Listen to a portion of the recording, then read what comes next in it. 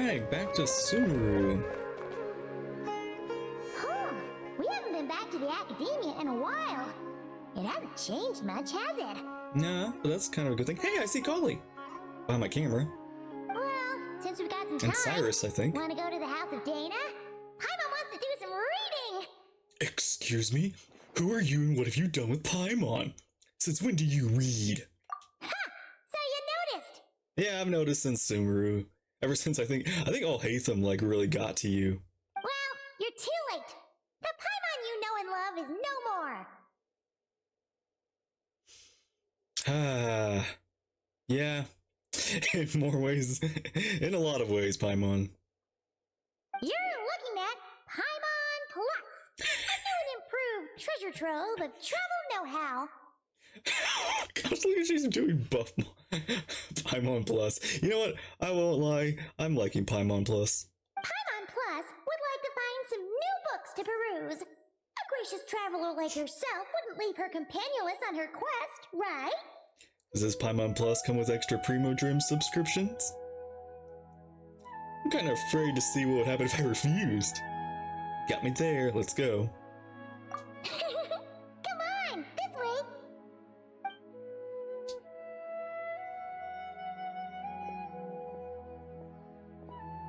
Oh, hey! It's Kale and Cyrus! Wonder what's going on. Let's go see. And the books? Abandoning the quest already? Well, you know what they say? Learning is a lifelong quest. Which means there's always another chance to read a book. But you never know when the next chance to reunite with an old friend will come along. Sure, whatever you say. I like how the Traveler and Paimon's conversations have gotten a little more like... I want to say like buddy, but it's like, I mean, like we've been friends, but early on we were just bullying each other. Like Paimon was super nice and then we bullied her, and now Paimon's, like, she's still nice, but she's also bullying us, but now it's kind of this weird friendship that has grown from this. So, yeah. It's kind of nice how I feel like now we're being a little more, like, sassy with each other. Or, I don't know, it just feels like the conversations Traveler is saying is a little more casual with Paimon.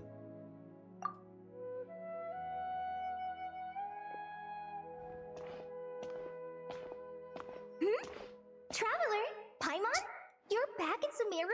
Hey, Kali, it's good to see and hear you again. Oh, hello, you two. It's been a while. Hey, Looking Cyrus. to spend time with some old friends? Yeah. Yep. We saw some familiar faces, so we came to say hi. Exactly. How could I forget the old man who lives next to Zaha Hadid? Ho ho! Excuse you, associating me with that woman. And if you're going to remember me that way, you should at least mention my tomato growing skills. Yeah. So he's mad about the Zaha Hadid part and not the old man part? Man doesn't deny facts. Well, Paimon's glad to see you in such good spirits, Cyrus. Must mean things are all good here in Sumeru. Couldn't help but make a, joke to, hey, look, you're the master of Sino, so this is your fault. Ah, well, it's quite all right. I'm not the type to take offense at that kind of thing. You definitely are. Anyway, what were you and Kali chatting about just now? Ah, that. Well, it was quite a spontaneous meeting. I was leaving the sage's office when I spotted Kole in conversation with a Mahamata, and it looked serious. I thought something bad might have happened, so I hurried over as soon as the conversation ended. That was just a weird way of hearing the word Kali. Heard Kole, and I was like, I mean, that's not wrong, but it's just different. Just as different. But as it turns out, our Kole is moving up in the world. The academia even hired her as a consultant. Really? Wow, that's incredible! Oh, it's nothing Look at that, so humble. Takes after me, she does. Not at all. Not at all. No, wait. I didn't mean that to sound like I don't think you're humble, Mr. Cyrus, because of course you are. I just, Oh, Collie's no nervous, she's sweating. I should help her out. Anyway, what are you consulting for exactly? Oh, well, I wouldn't even call myself a consultant. I'm just helping out. Now that the new semester has started, a lot of students and scholars are doing fieldwork for their research. But it can be dangerous for those who don't have a lot of experience in the wild. So, the academia is planning to establish an agency that provides guidance on outdoor survival and rescue for people who need it. Oh, Paimon gets it!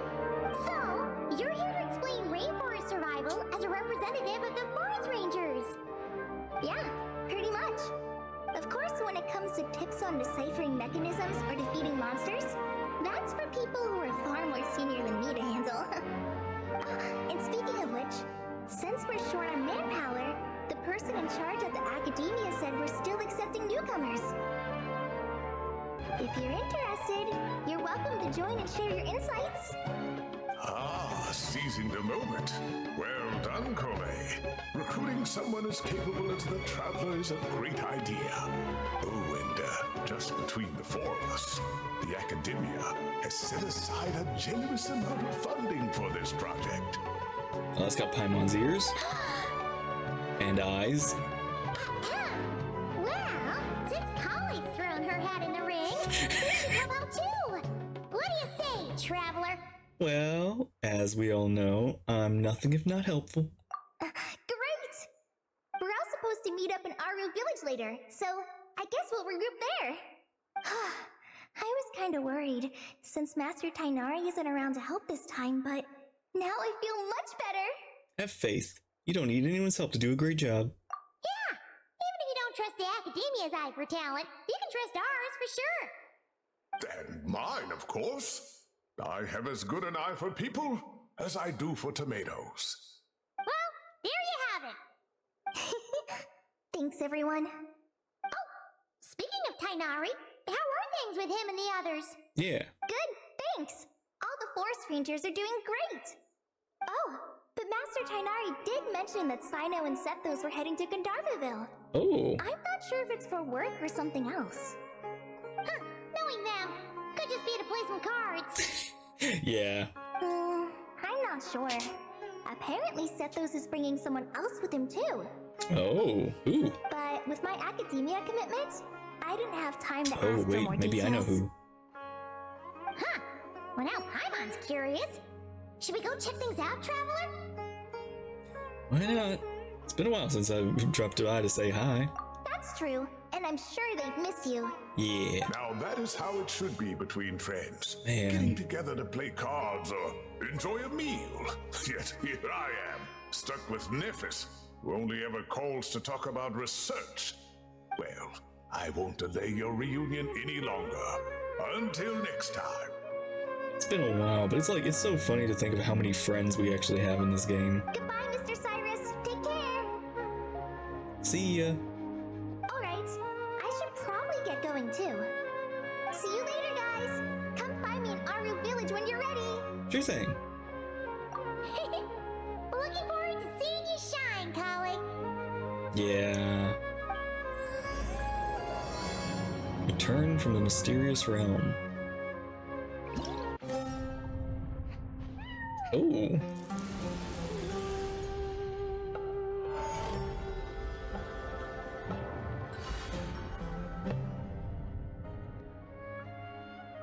Okay. I'm seeing Collie's pet and Amber's pet. Tainari's place. Tainari's place. Ah, here it is. Do you not remember where it is, Paimon? I know it's been like 3 years. I see. Sino, Sethos. Looks like the whole gang's here. Oh, and Layla's here too. Great. Now we can die together. But, oh, she doesn't look too good. Did something happen? Is everything okay? Ah, Paimon, Traveler. It's good to see you. I'd welcome you like a proper host, but I'm a bit busy at the moment. Apologies.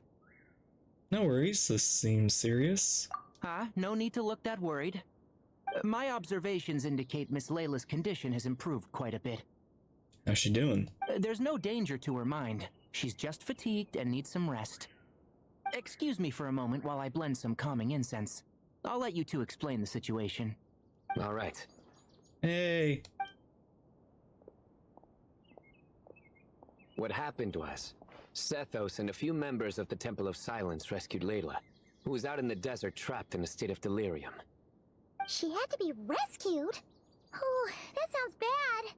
That's all you're gonna say about it, Sino? I mean, we don't want people jumping to conclusions. That's all I can say about it. The person involved is unable to explain what happened to her, so we're limited in what we know. Yeah, this is actually weird. Like, Layla's out, not one Layla's out and the other's awake. No, both Laylas seem to be out. Oh, nope, she's back. Sorry. My head is still dizzy. The moons. Exactly how many are there? Layla? The moons? Well, isn't that relevant right now? She's been repeating that phrase over and over again, but she can't seem to remember what happened to her. We tried a few things back at the Temple of Silence, but we couldn't recover her memories. Her symptoms are kind of similar to researchers in the Satyavada life state, so we brought her to Tainari to see if our veteran forest watcher had any other ideas. Okay. Tainari is pretty much our last option, so let's hope he can help. The good news is, even if restoring her memory is a no-go, we can help with the headache at least. Jur was in a similar state when we found him, delirious and mumbling to himself, but he's more or less back to normal now. Man, I miss Sethos too. I'm glad he's getting more to do. Sorry, I should give you some context first, huh? We should let Miss Layla get some rest. Come with me, you two, and I'll introduce you to the other victim of this incident. Good idea. I'll wait for Tainari here and keep an eye on our patient. All right then, this way.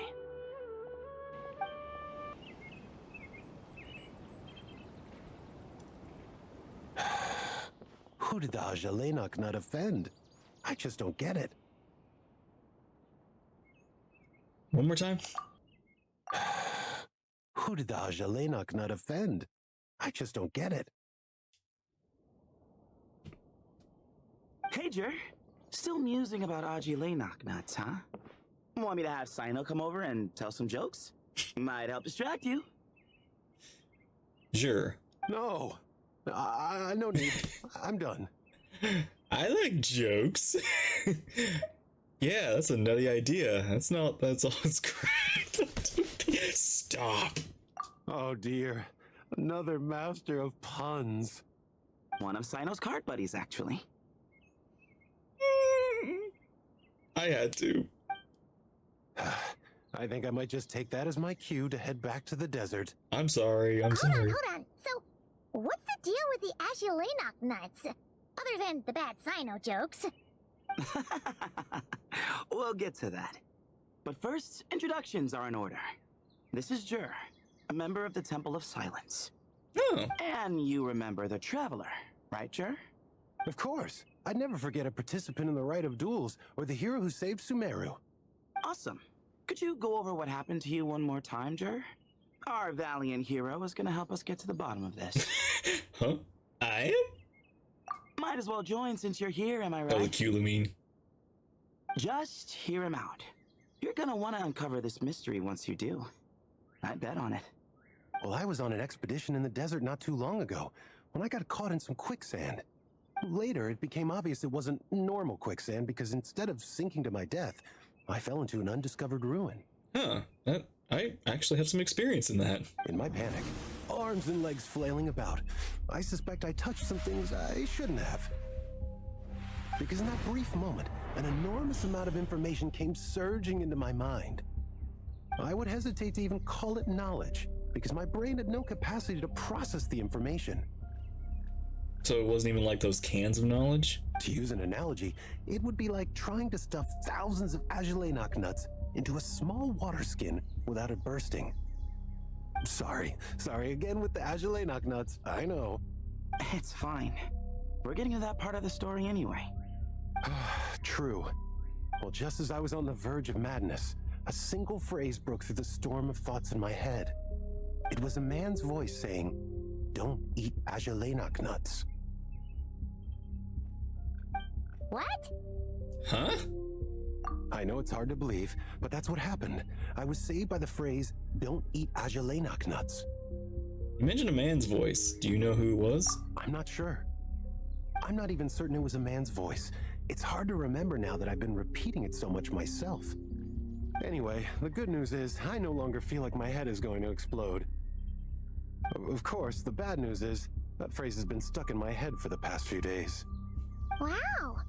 But doesn't it have the opposite effect? Like, the more you say don't eat it, the more you want to eat it? I feel like that's might be doing this that too. Hello, frog.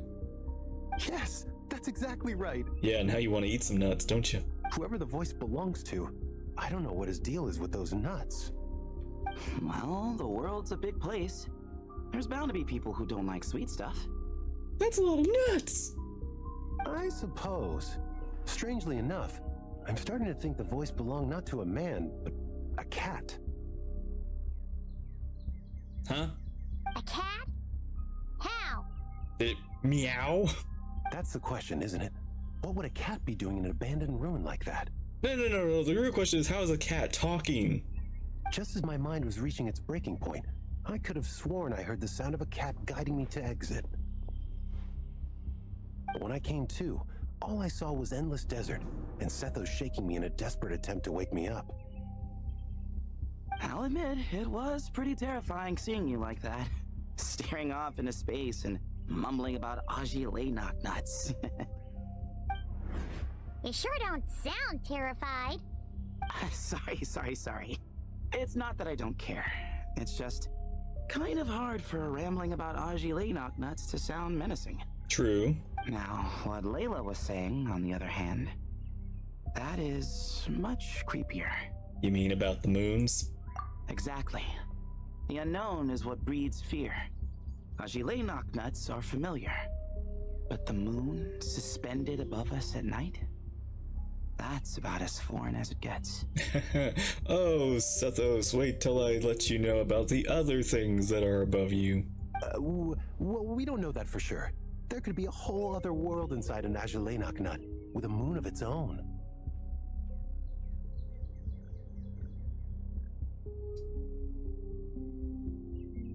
I think he's been cooking too long. Huh. I guess. Agelenok nuts are not to be underestimated. Right, yeah. They really want to make Won't this. catch me disparaging the mighty Agelenok nut. Okay, these No, nuts sir. are actually going to play a part now. Like, they have been so set up now. I really need to get to the bottom of this. Huh. So, a similar thing happened to Layla then? Yeah, I think so. I was in a hurry to rescue Jur, so I put a marker on the incident site so we could go back and investigate. Oh no, that just looks like a mission. When his condition stabilized, we doubled back around to check and... You discovered Layla in a similar condition. Exactly. Multiple victims with the same symptoms at the same location. It wasn't hard to conclude that something is seriously wrong with that place. So, after we got Layla out of there, I had the Temple of Silence put up a warning sign at the scene and send patrols to watch the area. Speaking of, Sino, Tainari, and I are going to head back there and investigate once Layla is stable.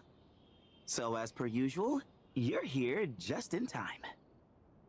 Yeah, it sounds like you need all the help you can get. That's for sure. But there's another reason I want Sino and Tainari involved in this. Because the story doesn't end there. Right, Jer? Oh, yes. Where was I? The Agelenok nuts butted in and I... Right. Yes. The cat. As I followed the cat noises, the voice said something else. So, there are those from Tula who still endure. I thought that was strange, of course, because, well, was the voice referring to me? Records of my ancestry are rather sparse, so I'm not sure if my bloodline even traces back to that place. Tula. That's right. The Temple of Silence's place of origin. And the home of Tainari's people. Yeah. Plus, Hermanubis, who Sino and I both share a connection to, was one of the city's founders. As the temple's current leader, if something strange happens in the desert, it's my job to get to the bottom of it. But it turns out, a lot of people have a horse in this race, and I'm not leaving any of them out. Alright, count me in. See? Knew you'd join. But yeah, that's all we know about Jer's situation. Tainari should be done on his end. Let's head back and check on Miss Layla. How are you feeling? But don't speak if it's too taxing. It's fine. I'm much better now, thanks. I feel like I haven't slept in 2 days, so pretty much back to normal. You poor thing. Whoa. That's your normal? Layla. Traveler, Paimon, I thought I heard your voices earlier. Oh, and, I'm sorry. It's okay.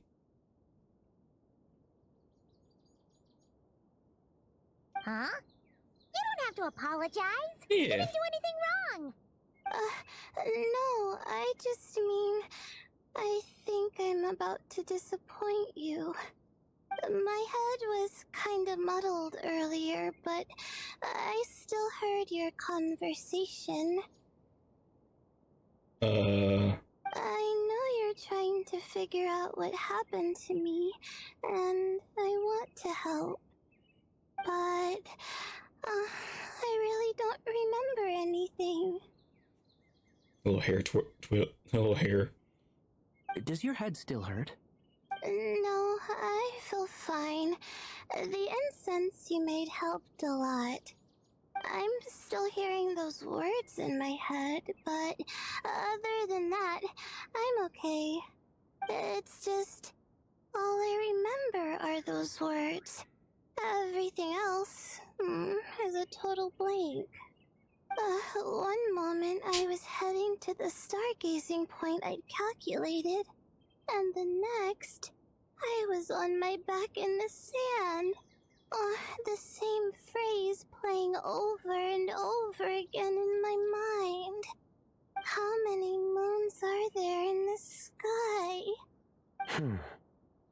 Sethos, did your friend Jer suffer from memory loss too? Not really. His memories are blurry, but there aren't huge gaps like this. He remembers touching something. Someone talking, a voice mentioning Tula, and hearing a cat lead him to the exit. A cat? Oh, a cat? Did you hear it too? Huh? Now that you mention it, I think so. It was so soft. I thought I was imagining things. Which means, at the very least, what the two of you experienced while escaping the ruin is consistent. A single sentence repeating in your heads, and the faint sound of a cat. Still not a lot to go off of. Agreed. Oh, is your head hurting again, Layla? No, I was just thinking. Maybe my memories are blank because I was sleepwalking at the time. Sometimes, my friends and classmates tell me about things I don't remember doing, or places I don't remember going. I don't talk about it a lot because, well, I don't even know how it happened. But I don't want my personal circumstances clouding your judgment. So I just wanted to mention that. Ah, I see. Well, thank you for telling us. Yeah. Good. It's an important detail we need to know. Factor But in. I don't think we need to dwell on that for now. We're gonna check out the site of the incident for ourselves, so that should help us come to our own conclusions. I'm with Tanari. Don't put too much pressure on yourself, Layla. Okay. Then could I come too? Oh, I have to know what happened to me back there. Sure, but on one condition. You need to be in tip-top shape before we head out. If your condition isn't stable enough before then, we'll have to figure out something else. Of course. No problem. Well, I'm more concerned about Tainari.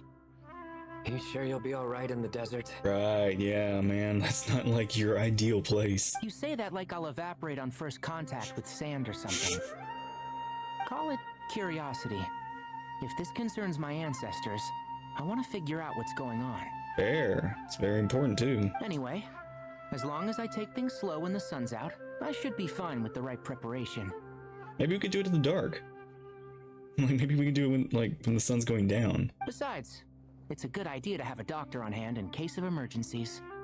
So long as our doctor doesn't become the emergency. Thanks, I know. Well, if that happens, I suppose I'll just have to rely on the kindness of my entourage to haul me back home. All right, well, that all sounds good to me. Let's meet in 2 days like we agreed. 2 days? Okay. Jer and I are gonna head back to the Temple of Silence to do some research in the meantime. See you in a couple days. Sounds good.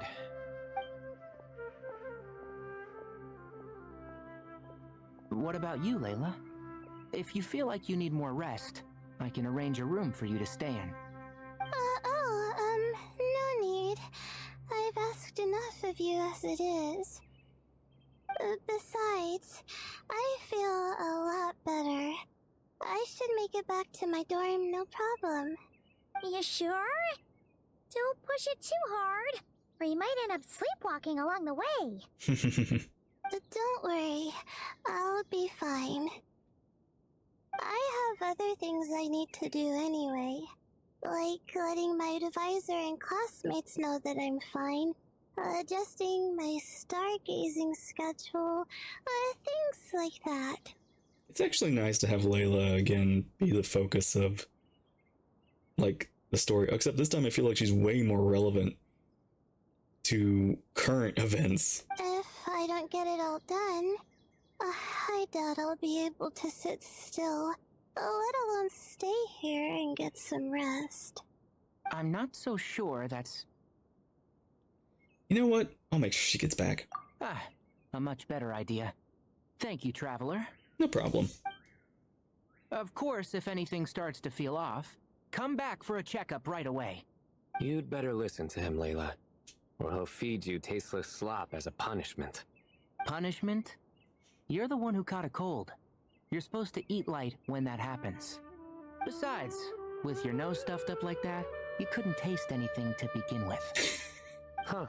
Is that so? And here I thought it was an intestinal issue. Sorry, man, that wasn't a good one. Should have seen that coming. You're off the clock, so now it's time for puns, huh? Oh, brother, not this again. Don't worry, Paimon. I understand. If you want me to stop, then Then? you'll have to call a plumber. Tell them someone's gotta pipe down. Why is Louis looking like this? Since when is okay? I get maybe just as part of I feel like it doesn't matter, but if there was a factor of the fact that maybe I'm actually like liking the puns, the Traveler to has a different reaction. Why is this girl? Why are you looking so freaking cute? Look at that face. Look at that face. That is the most adorable Lumine ever. This is getting more insufferable by the second.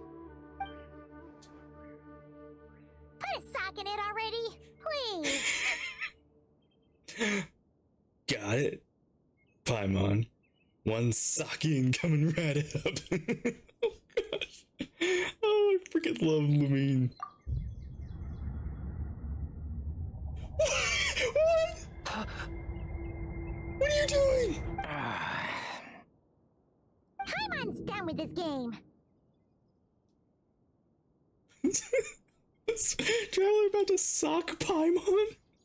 You win, okay? Let's just get out of here. Please. Okay, bye everyone. Keep Layla safe. And Paimon mentally sound. Alright, you stay safe. I'll try to stay sane. It seems your jokes have improved with practice, Traveler. Happy about that? Absolutely. Finally, someone to share the load. That was a good finally. Finally. Ah, you know what? Kale's helping out the academia, but I haven't had the chance to check on her. Why don't you do me a favor and go do that? Hold on. I thought you were having me over for dinner. Aw. You two have fun. I see everything.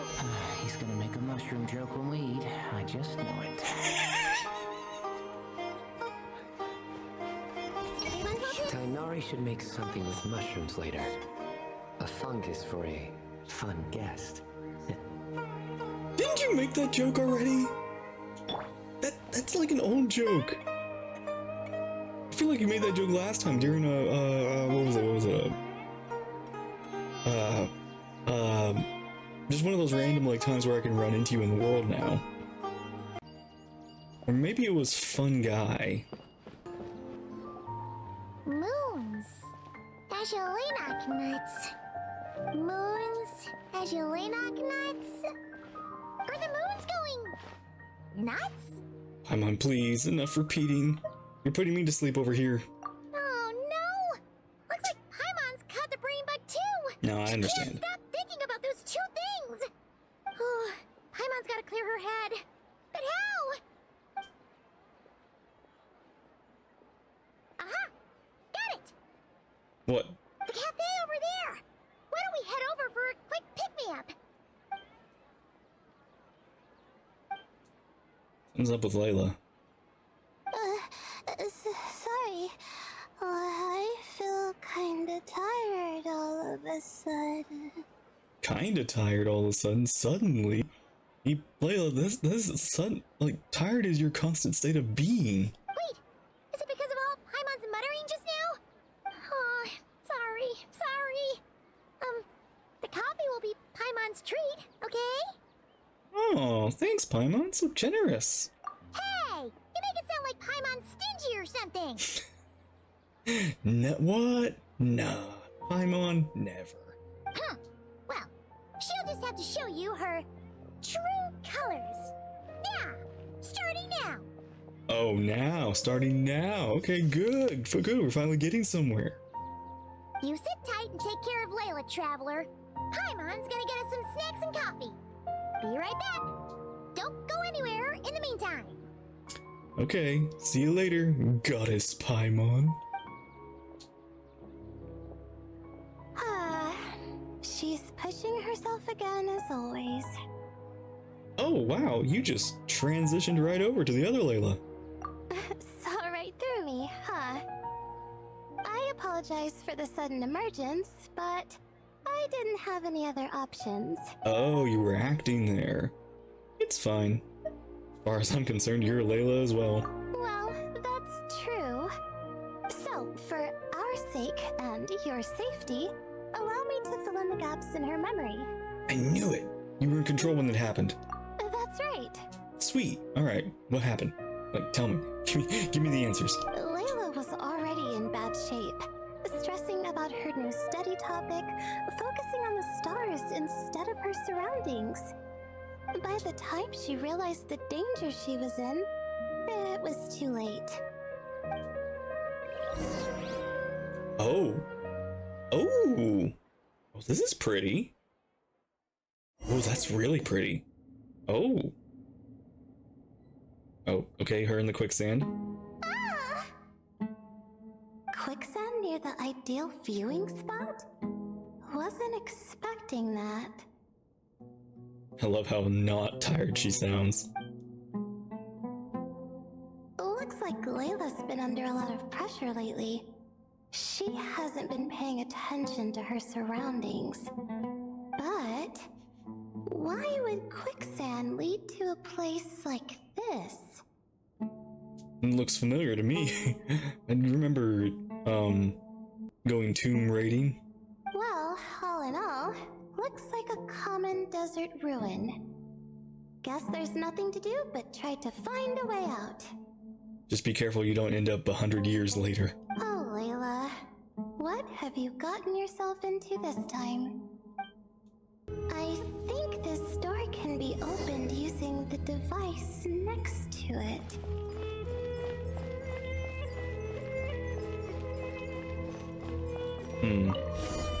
Just like I thought.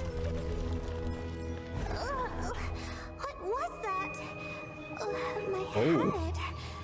It hurts. Is Layla waking up? No, that's not it. In the world? Ooh, what do all those words mean? What do all those letters mean? Ooh, I can't wait to see what this was translated into. What's going on? Ooh, images, maps. Too much. I don't understand.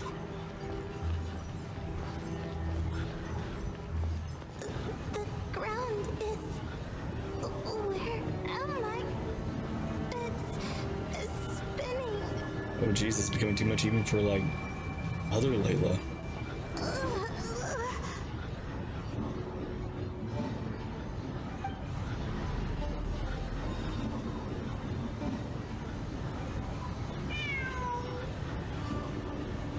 Cat! How many moons are there in the sky? How many moons are there in the sky? How many moons are there in the sky? Okay, information isn't rushing into my brain anymore. That's good. How many moons are there in the sky? My head hurts, but there are no more dark spots in my vision, and I can see in front of me. I wonder if Still, it's like a phrase that makes your brain think about something that kind of throws you off, and by throwing you off, you're no longer overwhelmed by the knowledge. Like, you kind of get stuck in this loop of, like, questioning something that's, like, factual, but at the same time, it's like, wait a minute, what if it's not? how many moons are there in the sky? What's going on? The same thought keeps popping into my head. What does it mean? It's like a distraction from the overwhelming knowledge you were thrown at. How many moons are there in the sky? Isn't there just one? Ooh, A cat? I think there was one earlier, too. that's a pretty color on that cat.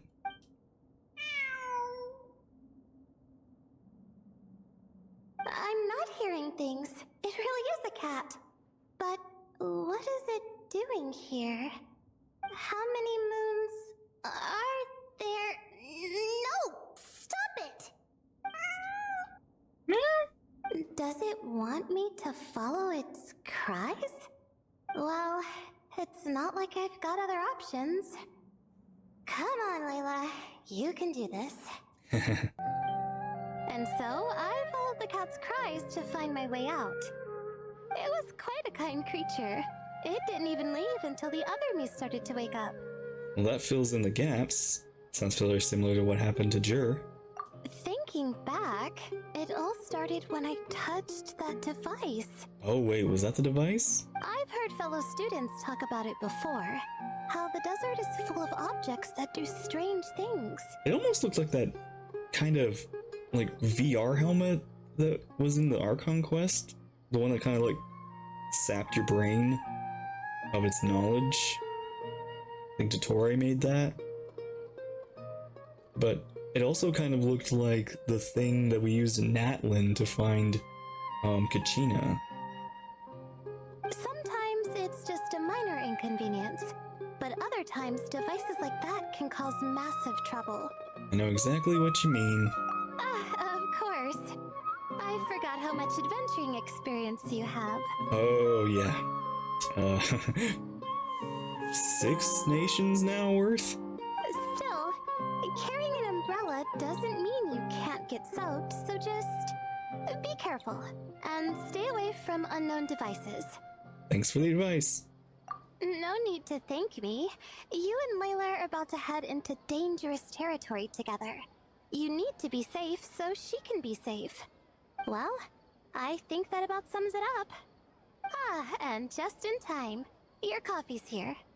Traveler! A little help over here? Oh.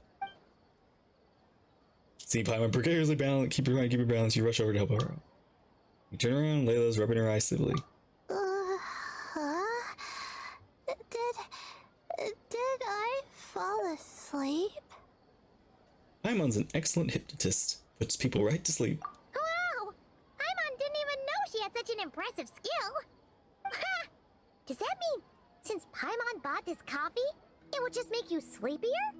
A beverage that puts people to sleep. Better saved for work hours, I think. Oh, it's the boys! It's the boys! Hey, man! What? So you can nap on the job? Who does that? Huh? Oh. Hello? Hello? Beep boop. Beep boop. Construct. Beep! Oops. Oh, hey, Tommy! Nice to see you! Hang on. Beep boop. Beep boop. Beep boop. Oh, and you too, Marak! Hello, everyone. This is turning quite a gathering. Sorry. Hope we're not interrupting anything. Hey, Kabe! Miss Layla, you don't look so good. Is everything all right? Could be better, actually. I'm fine. I was sleeping just now, so I'm still a bit... Ah, I see. And we woke you, didn't we? I'm sorry. We shouldn't have been so loud. No, you didn't. I didn't mean it like that. So sorry.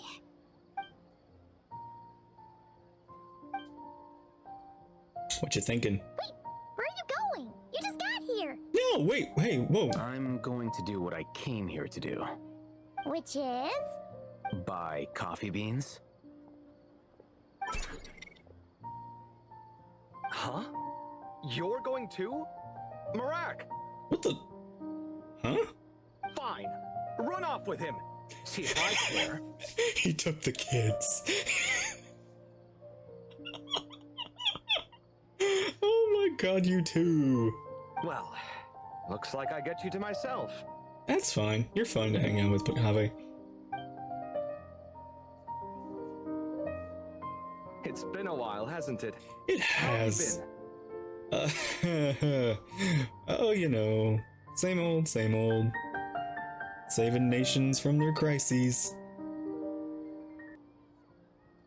So, a busy life of adventuring for you, and a busy life of academics for Miss Layla, is that right?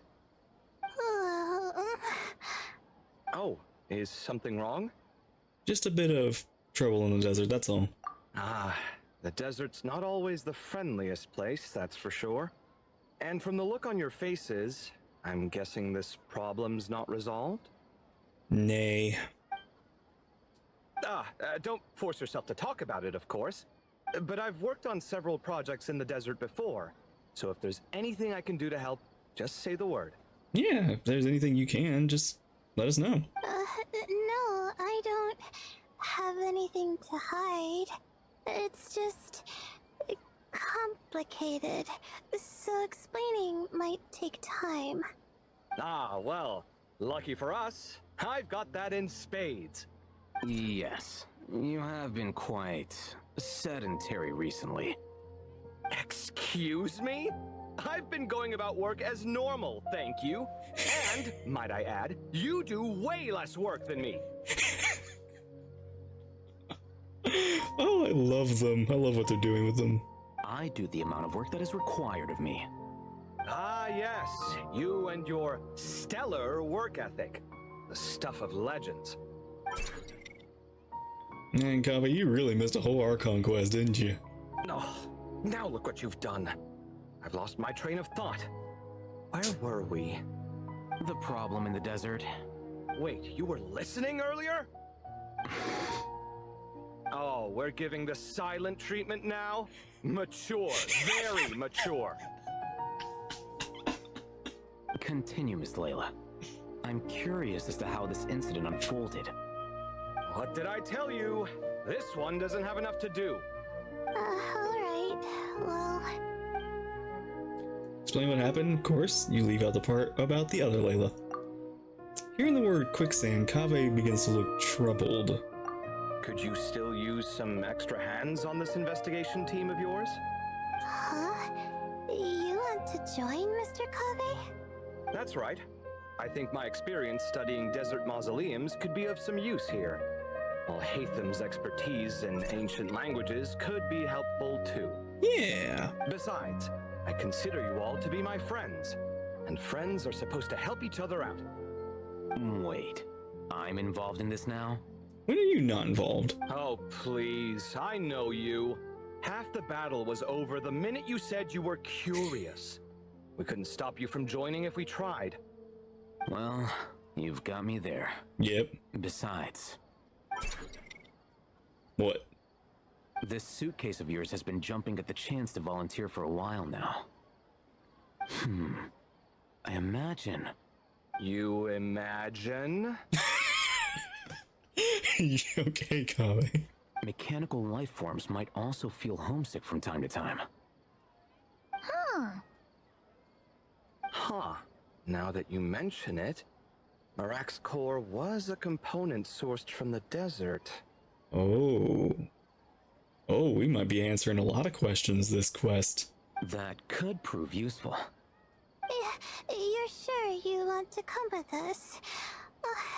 It could be dangerous. Nah, we already battled an Eva with God. This is nothing. Oh, I'm sure.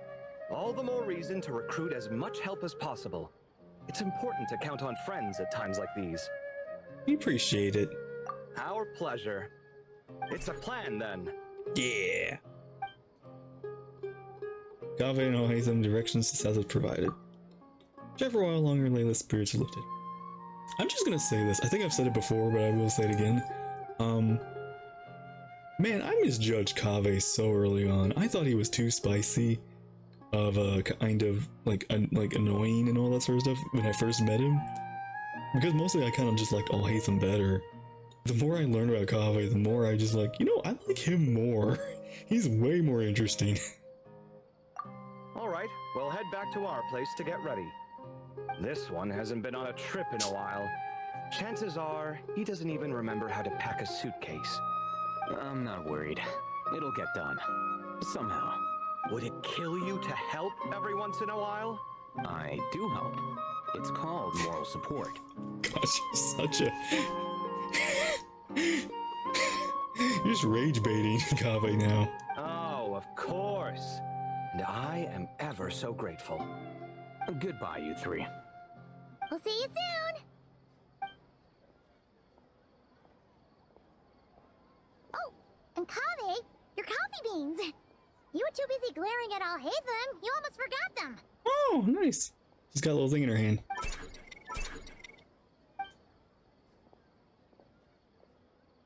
Well, we're pretty close to the academia now. I should be fine from here. You sure? Thanks for the coffee, Paimon. I feel much better now. Coffee's great and all, but you still need sleep, Layla. Right. I'll follow the doctor's orders. Or try to, at least. Do or do not. No, not try. With the blessing of the stars, I hope we all get a good night's sleep.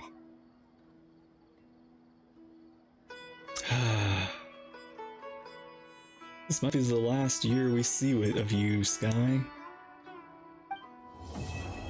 Oh, Act 1.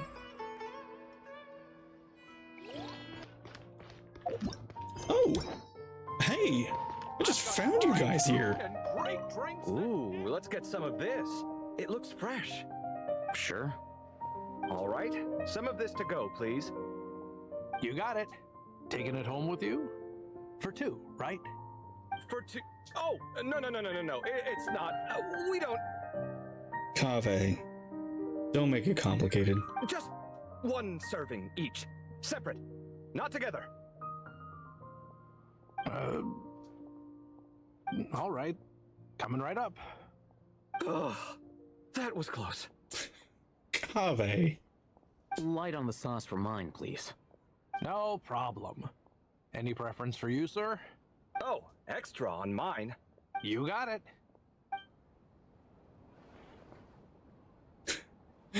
Alright, you two. Wait a minute, I just kind of realized Nefer almost has like a Nahida thing. Life is so dull here. That was close. Almost got caught there.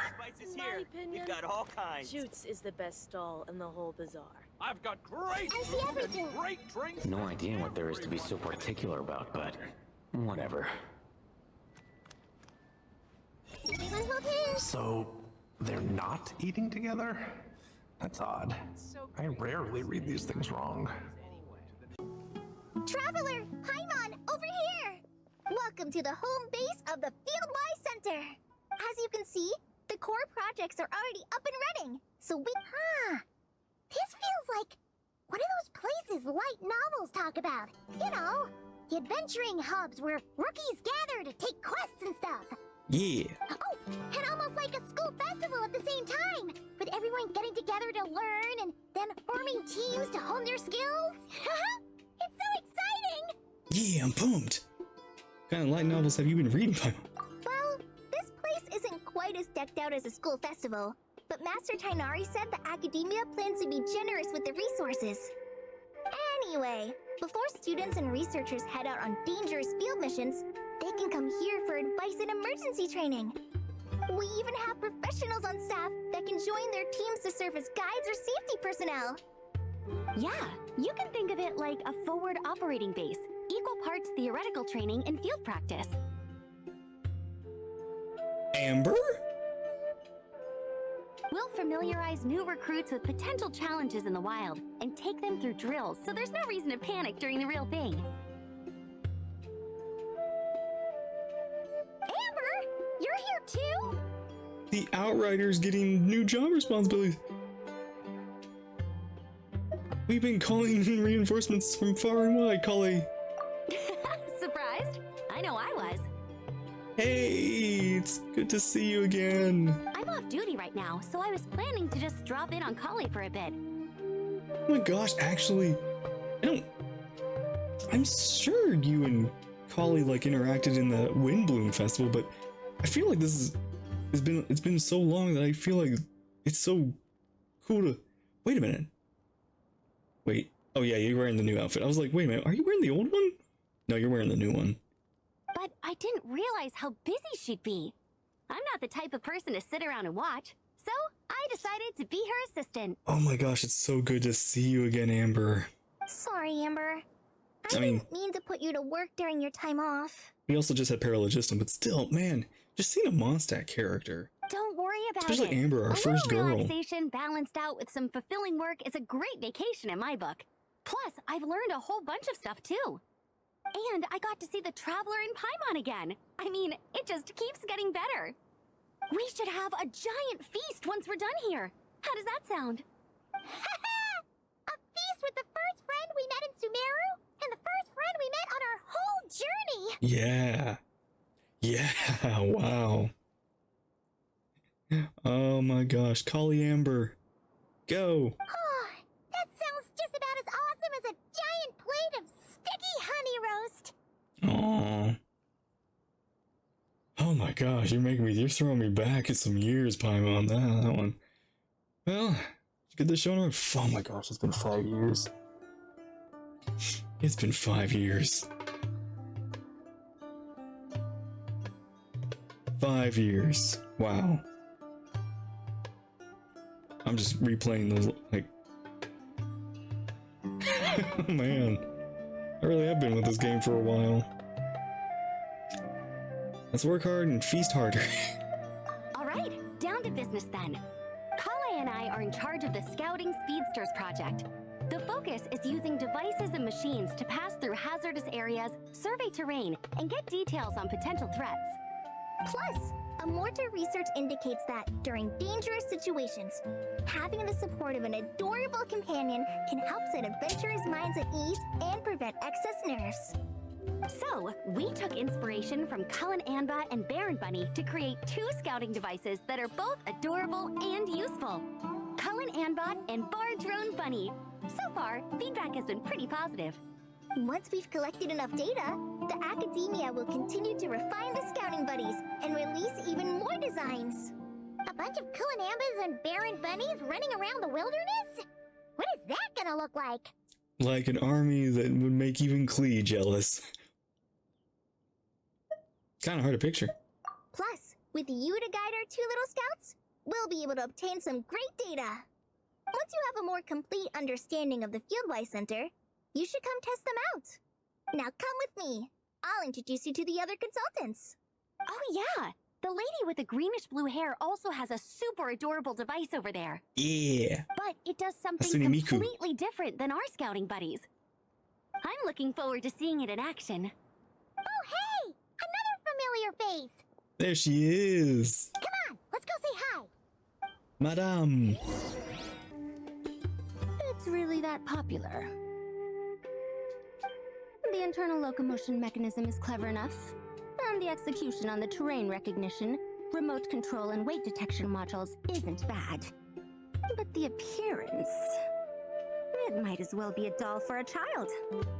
No, this won't do. But it's cute! Madam Farzan, great news! The Traveler and Paimon agreed to join! The Fieldwise Center just leveled up big time, huh? Hello, Madam Farzan! We're here to help! Well, look who the cat dragged in. Excellent job, Kale! Snagging 2 top experts with undeniable adventuring expertise. Now the League won't be able to say a word, no matter what kind of feedback I give. Oh, I missed you. Now tell me, what do you think of this puzzle, pal? Like I said, it's cute. Whoa! It looks just like you! Makes me feel safe and comfortable. It's a collaboration between my juniors in the Haravatat Darshan, the Puzzlers League, and the Synopsium on Ruin Mechanisms. Clearly, the technological aspect is quite advanced. But the appearance... it couldn't be more childish. You should have seen Anise, defending this design choice with more passion than her thesis. Young people these days. Far too obsessed with making things cute. What's wrong with cute? Huh! Paimon kinda likes it! Kali and Amber were just saying how cute companions can help adventurers stay calm. With a doll that looks like you by her side, Paimon thinks she could go adventuring in a super dark ruin and not even get scared! Besides, look at Paimon. She's like the perfect example of cute companion. Well, that line of thinking does have merit. And I suppose choosing this particular appearance is a sign of their respect. For me. Still, there are adventurers who place greater emphasis on reliability and technical composition. People like that don't just want their devices to be able to survive an avalanche, but to look the part. And for their appearance to reflect the high-tech composition. The fluffiness of this puzzle pal, on the other hand, doesn't give the impression it would be a reliable or formidable device. The appearance may even be distracting. Now picture this. A thick metal casing, square in shape, with a matte finish and openings to showcase the complex technical composition. That would have much more visual impact. That's a triangle. I'm the perfect example of this. I have a youthful appearance, and so people question me on occasion. If I had a head of white hair instead, things would be different. Really? Then, do you want Paimon to talk to them? He has white hair. Why? There's that wisdom for Paimon. The one hair of wisdom. What? No! That's not the same thing. I didn't realize you had such strict views about this, Madame Farzan. It looks good as is. Maybe we can save the square model for next time. Huh? So, even you prefer this version? I said so. Well, if that's what you really think, then fine. You'll have to come back and test it out on some puzzles, Traveler. I'll rate your effectiveness in using the device and come up with a user manual based on your performance. As for improvements to its appearance, long-term observation is required, so I'll put that aside for now. I'll do my best. I'll be sure to make the most of these puzzle pal capabilities. I've already selected a few of the most suitable domains, so we can begin the puzzle-solving process at any time. Thanks, Madame Farzan. I'm just gonna take the Traveler and Paimon to see the final project. But it shouldn't take long. Don't worry, Kale. You're the one in charge here. Just make sure to pace yourself. Once things calm down, come over to see me and we'll have a nice chat. I'll even treat you to some snacks from back in my day. Snacks? Paimon's in! Paimon's in! Thank you, Madame Farzan. I'll bring a few boxes of floral tea as well. Go on now. Do me proud. Will do, madame. This last one is a long-term project we're calling the Security Division. Thanks to General Mahamatra Sino, we've been able to bring Dia on as the instructor and Candace as the coordinator. Ooh. They're putting together a combat test right now, but they should be back soon. Hey, looking for us? I guess we showed up right on cue then. Oh my gosh, it's so good to see you again. Wait, the Traveler and Paimon are joining as well? That makes things a whole lot easier. Sorry for keeping you waiting, everyone. But we managed to bring back some good intel. Intel? Huh, this is starting to sound intense. Is it the type of prep you do before major battle? Are you planning to take some sort of offensive? Of course. What better way to protect the students than to sweep through the desert and rid it of all potential dangers? Not a bad plan, right? You in? I'm in. Not the best time for jokes, Dia. Besides, when it comes to striking down danger, the Traveler is a woman on a mission. She might take you up on that offer. Like literally said, I'm in. Defeating anything that might pose a threat? Oh, even if the Traveler worked non-stop, that could still take years. I'm already years in. Why stop now? You'd have to stop traveling. Oh, Paimon doesn't even want to think about that. After all, the desert's just too big. Who knows how many enemies there are out there? Time would be the least of our problems. Some dangers aren't visible to the naked eye, like the scorpions burrowed underground, or the terrifying raptors sleeping in the trees. Yeah, let's go on a whole, Lumina's a meteorite of an extinction level event. You can't get rid of them until they jump out to attack you. For situations like these, we'd have to combine Madame Farazan's recommendations with Amber's approach to scouting, calculating our chances of encountering enemies and our expected operation times. Whoa, whoa, whoa, Yeah, pencils slow down, slow down. everyone. That was just a joke. The Security Division's goal is a lot simpler, actually. We're just here to ensure that fieldwork teams include trained combat personnel. Some of this work has been entrusted to the Blazing Beasts and other mercenaries, but members of investigation teams who pass the combat test can also qualify. Before an investigation team is allowed to head into a dangerous area, the group must include at least 2 professionals who have passed the assessment. And Dia and I were just out collecting intel on the best place to hold the test.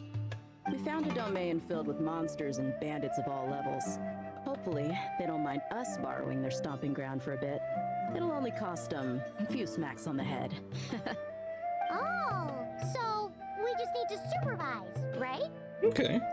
That's right. Participant safety is our utmost priority. So we'll organize a group of capable personnel to take it in shifts. We still need to figure out our testing metrics, though. Fighting is different from an actual exam, and there's no one right answer. Mercenaries like me, we all have our own style, That's not a problem in actual combat, but when it comes to teaching, we tend to stick too much to what we're used to. So, we need someone to give us a baseline. Someone who has the experience, but also takes a more flexible approach in combat. That's my specialty. Leave it to me. I'm good at team building. Yeah, based on what you just described, the Traveler seems like the perfect person for the job. Great. Working with you is always a pleasure, Traveler. Smooth as butter on a steak. Mmm, that does sound good. Don't forget about compensation for the Traveler in Paimon, Dia. You agreed without doing the math first. Ah, it's fine. We'll just split the funds Kale wrangled for us, 20-80. 10 for me, 10 for you, 80 for the two of them. Wait, we're getting 80%? That's a lot, but much. Why your generosity? Don't sweat it. We're just in charge of the long-term operations. You're the one setting the metrics for the whole thing. So, I think we got the better end of the deal. We're doing more work. We've talked about a partnership in the past, haven't we? Well then, consider this the perfect place to start. Then I'll drop a detailed overview of the compensation so it's clear for everyone. That'd be great. And don't worry, Miss Candace. About that piece of land you're leasing to the academia, the one used for grain storage, I managed to get them to agree to a 30% increase in their rent payments. Oh, thank you. Those funds will go to fixing up some of the village facilities, which should make for a more comfortable experience when investigation teams stop there in the future. Alright, we should finish up our arrangements for the combat test. Stop by our station when you're ready, Traveler. See you soon. See ya. Oh, you sure are the beating heart of this operation, Kale. He brought the whole gang together. Gosh, our little cauliflower's grown so much. Oh, no. I'm just doing what I can. I still have so much to learn, so much work to coordinate. But for now, let's just give it our all. You bet! We'll make the Fieldwise Center the best it can be! Yeah. A deja vu I could have done without. Damn, Nefer. Ooh.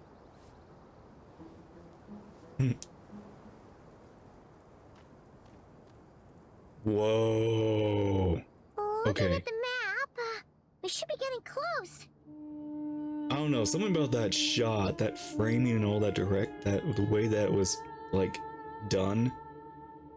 That was actually kind of like a little cinematic there. Also I feel like there's that little bit of that heat wave kind of off the sand. It's not too good, but it does the job. It kind of has like there. It'll just be the blur line. Speaking of which, the closer we get, the more Paimon's heart feels like it's beating out of her chest. Must be the jitters of excitement. Excitement. Yeah, sure, that's it. Oh look, it's Tainari and the others. Everyone's here bright and early. Must have set out last night. Yeah, the desert's a pretty harsh environment. Better to travel at night and beat the heat. Hey everyone, we're here! That's what I was saying. Ah, right on time. Looks like the desert's treating you okay so far. You don't need to worry about me. It's not too hot yet, and I'm properly hydrated. Yeah, we planned for this. Alright, we're just waiting on the two people Miss Layla mentioned, and then we'll be set. What about Jur? He's staying behind. If we don't make it back after a certain time, he'll be in charge of rescue operations. Okay. Why him? Why not somebody else? You can count on me. Nice! You thought of everything! Oh, and Cyrus said he'll be in Aru Village, so he's also available if we need help. Oh, sweet! Haha! Amazing! Having people to watch our back is making Paimon a lot less nervous. Though that is still far away. Like, the desert is big and like, it's already big in Genshin. It's even bigger in, like, their reality. Did you get a good night's sleep, Layla? Yeah, I did. Oh, nice. You do actually sound a little bit better now. After hearing about what happened, my advisor gave me some time off to rest. So, my studies are on hold for now. Sweet.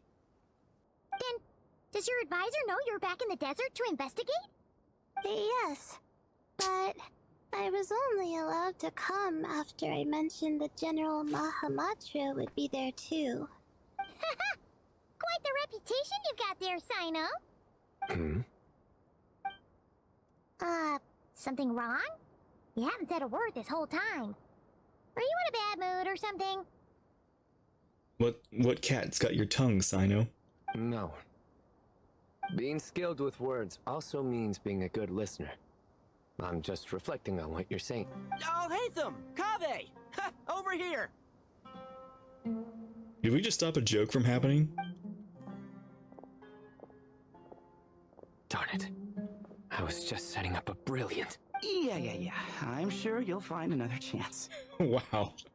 The important thing is, our scribe and our renowned architect are here at last. We're really stopping Sino before you can fire. High praise? But wait, why am I renowned and not him? He's just as famous as Sino, Dia, or Nilu. I mean, yeah, he was in the Archon quest and rescued the Dendro god. That just means your level of fame is even greater. How could a lowly scribe hold a candle to you? Lowly scribe? Please.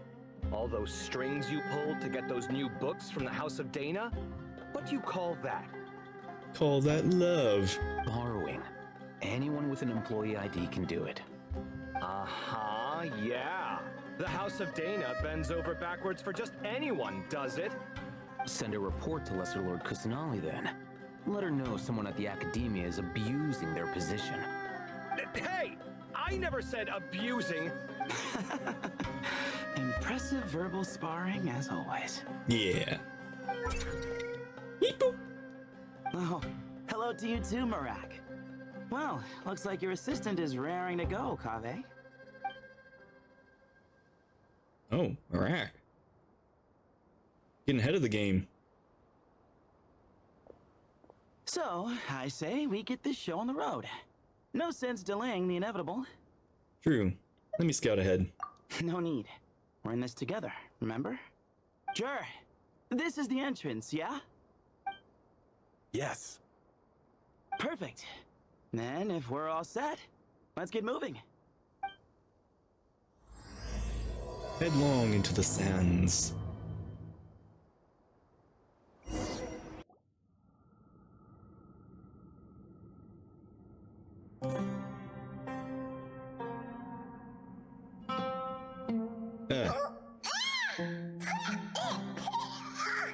Paimon's mouth is full of sand! So that's what falling into quicksand feels like? If this was You've done it quicksand, we would have struggled to breathe. No. I think this was regular sand, and we didn't sink into it. We fell through it. Into this place. Kind of amazing that sand would hold up above it. Agreed. Not fill in. In other words, sounds like a you problem, Paimon. Oh, he got you with the you problem. Haha, very funny. No, wait, Paimon's the only one. Well, there's your answer. See? What? I'm the only one with sand in my shoes? Yeah, right. Oh my gosh, look at that glare Kaveh's giving him. It's actually kind of cute. This place looks kind of familiar. Oh, wait. Wait.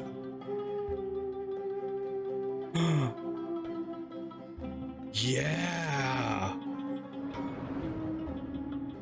Oh, we are really...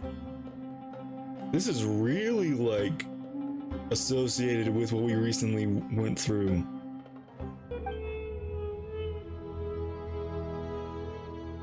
According to the other Layla, there should be a door nearby with a strange device in front of it.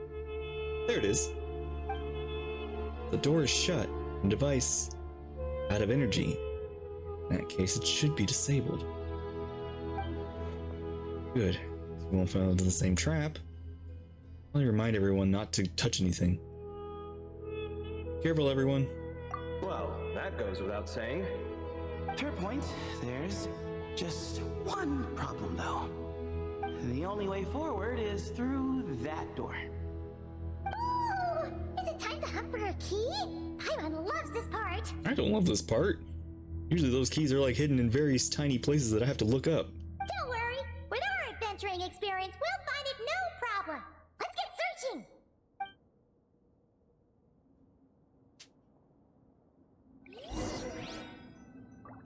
Marak, wait!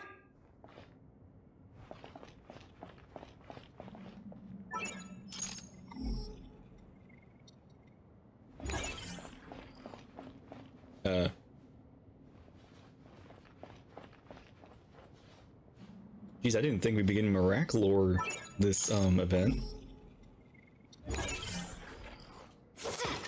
Marak seems interested in these jars. Go smash them. Ah, well, Maybe we're supposed to would not hate smash for them. You have to lift a finger, Your Highness.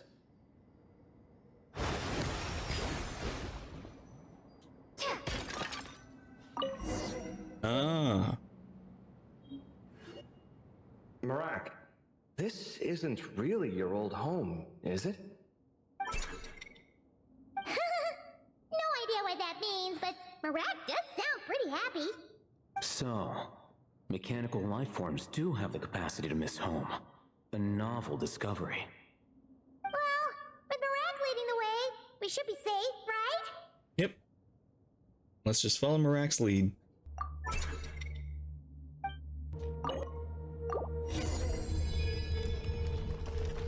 Good thing you decided to join, Kaveh.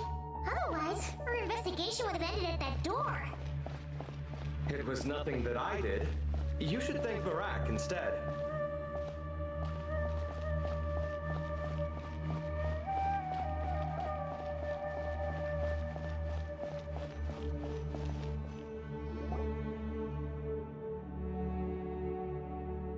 Hold on. At this rate, Paimon's gonna lose her title as best guide to a mechanical suitcase. Hey, don't put down Marak like that.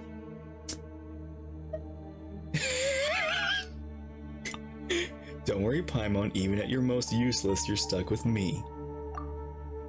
Aw, thanks. Hey, wait. What do you mean, useless? Dang, we're back to bullying. Well, no weird mental symptoms so far. I'll take that as a win. That said...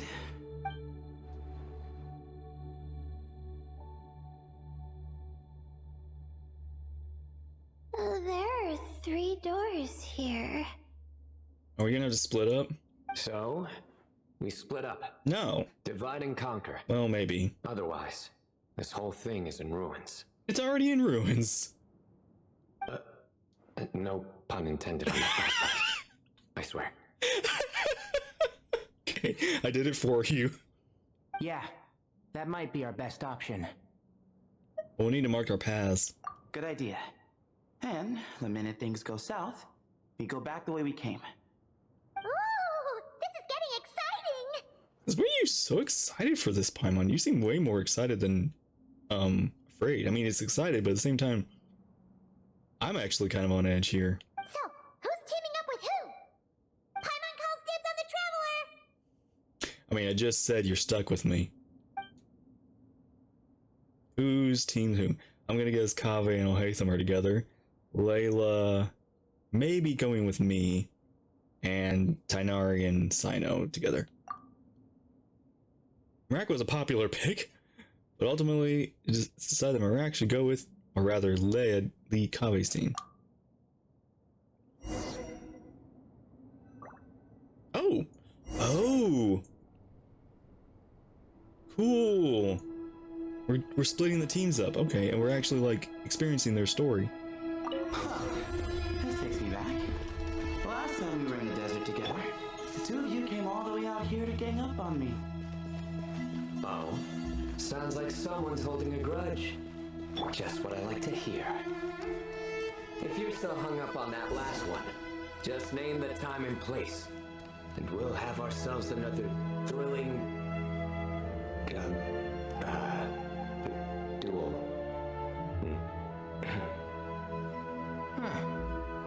What's with the awkward pause? Were you expecting me to stop you from saying something stupid? You two can have 1,000 duels for all I care, after we're done here. For now, focus on the task at hand.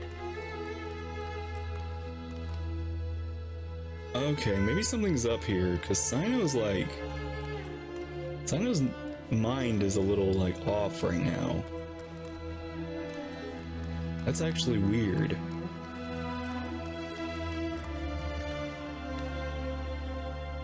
This chamber is huge. It's very echoey, too. Imagine what it's used for. Like, they went ham on the echoes for this, quest. Oh. What's wrong? I seem to have stepped on some kind of stone slab. Huh. There's a pattern on this, but it's hard to make out with all the dust. Just brush it off. Huh? Look! The shape seems to match the markings on the ground over there. Let's slot it in and see. Okay. Just pick up a slab. And we have a match. Looks like we need to find the other 3 broken slabs. Dang. Let's search the area, but be careful where you step. We just need one more. And I think it's in that room. Cat! Look! A cat! Could it be the same one Jer mentioned? I don't think we need to worry about startling him. He doesn't seem afraid of people. Yeah. If anything, it seems like he wants us to follow. Oh, he led us to the last piece. Who's a good kitty? Thank you. Man, you are very pretty. I never thought I'd hear you say something like that. You've clearly never heard how the professor talks to his tomatoes, then.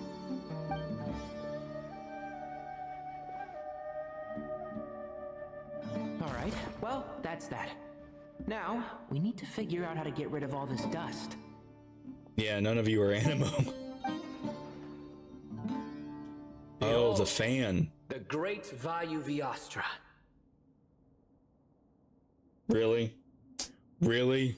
That callback? Be honest. You've been waiting to say that for how long now? Okay. I think Sino's fine, guys. I don't think anything's wrong with Sino. Just activate the mechanism.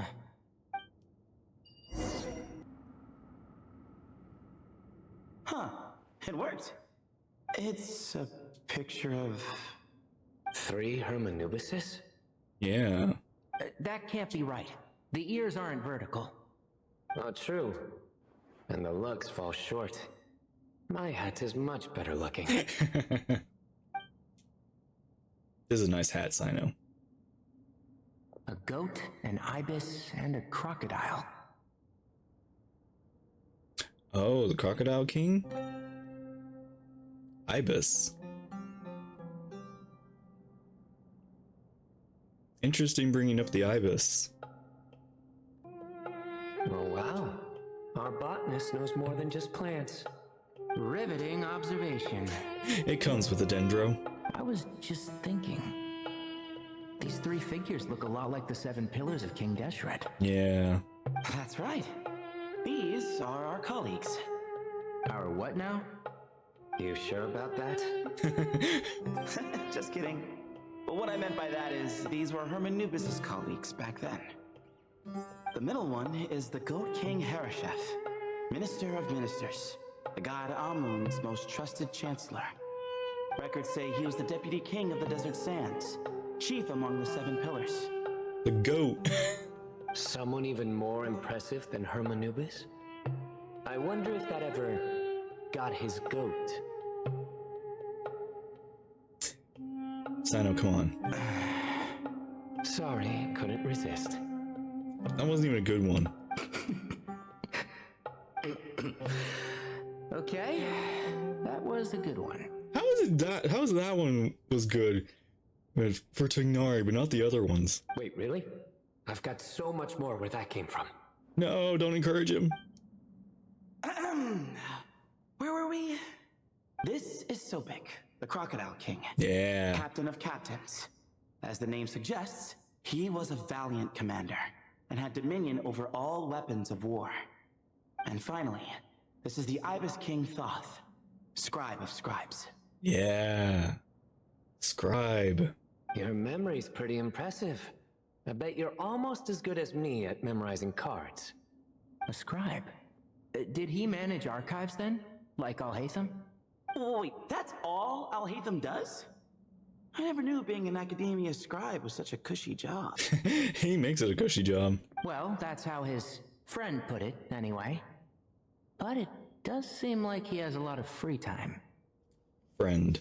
Well, I don't know much about the academia, but I'm sure the Ibis King had more responsibilities than that. The temple's records say he represented the wisest aspects of King Deshret, inventing the desert script and arcane arts at his king's command. He must have been quite the impressive man then. Or creature, depending on how you look at it. Yeah, they look half something else. Still, why are these three the only ones represented here? What about the other pillars of King Deshret?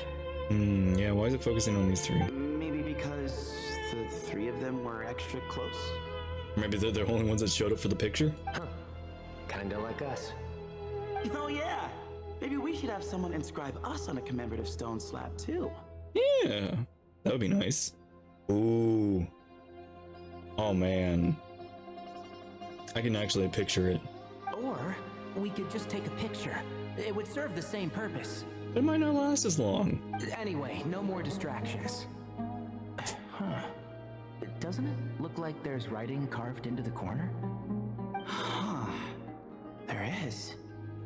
And it's in the ancient desert script too. Oh, ancient desert script. Looks like the Ibis King left you some homework. Give me a sec. I'll try and translate it. The ministers are unvirtuous. The scribes unwise. The captains unworthy. My end is not humanity's end. Hereby bestow upon you all the far side of eternity. Oh? Wait, so they went to Aru? It doesn't sound like it was their idea. The far side of eternity is said to be the final land of dreams for all desert dwellers. But if such a place did exist, wouldn't it also be an inescapable prison? Yes, and based on the writing here, it's clear King Deshret wasn't pleased with these three. This gift he bestowed upon them seems more like a punishment. Such is the power of a king, I suppose. Which means the goat's the one who got in the end. Huh. Yep, not as good the second time. What? Impossible. Nani? Well, looks like that's all we can learn here. Should we keep going? Yes, no time to waste. A little earlier in a different place in the ruins. Ah. Oh, Hatham! Jeez, who knew a suitcase could be so fast? Marak is nothing like this when it comes to housework. Hey, wait up! A scout's job is to take the lead. Just let Marak figure it out. Easy for you to say. I'll be the one doing the repairs if something happens. Why don't you go scout ahead then? When I think of a comeback, I'll let you know. Oh, Marak stopped. What is it? Found something? Looks like something covered in sand. Let's get it out then. Come. Oh, it's a stone slab. Oh, okay. Good job, Marak. Let's take a look. Huh. Looks like this part of the picture goes over there? Maybe this is the other, pillars.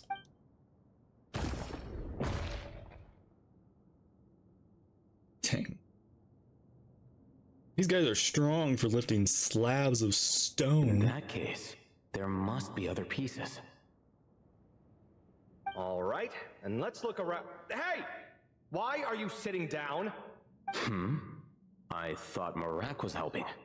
Oh, so you do know what that word means. Great. Are we supposed to just sit back while Marak does all the work? Aw. No, I doubt you could do that. Exactly. But I can.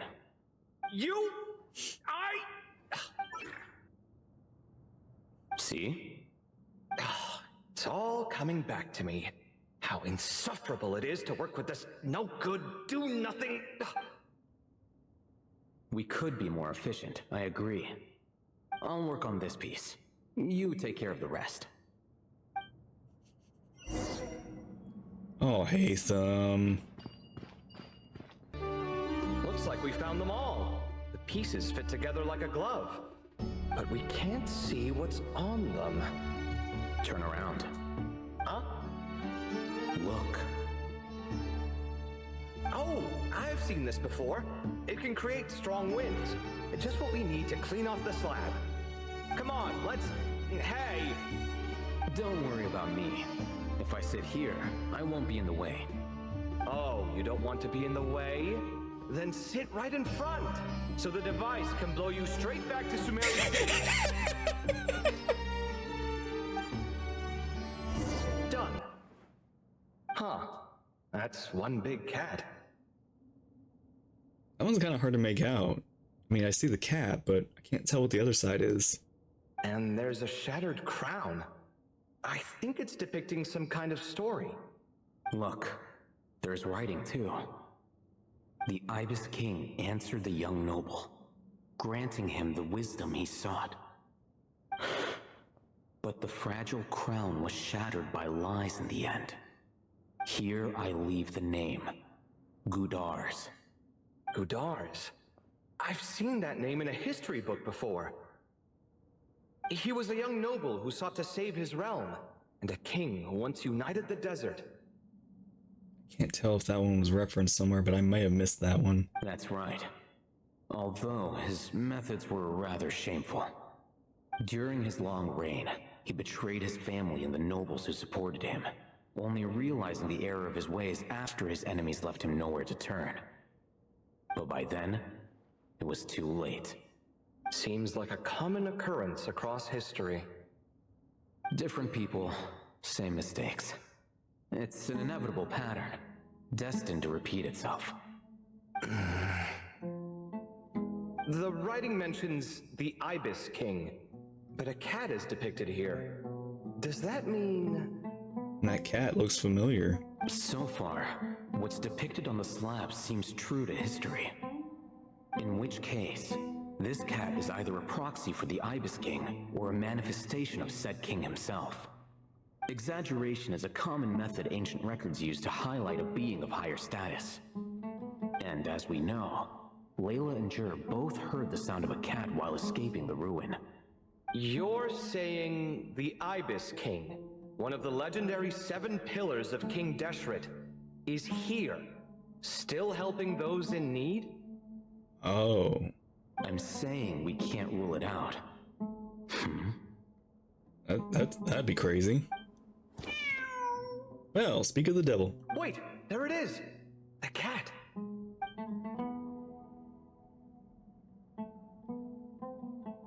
And it's gone. Ah! Marak went after him! The cat's showing us the way forward. Come, let's follow. Okay.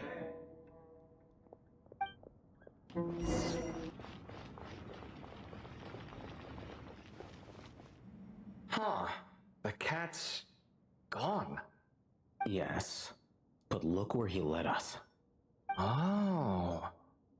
Another slab. Another slab. It looks similar to the last one.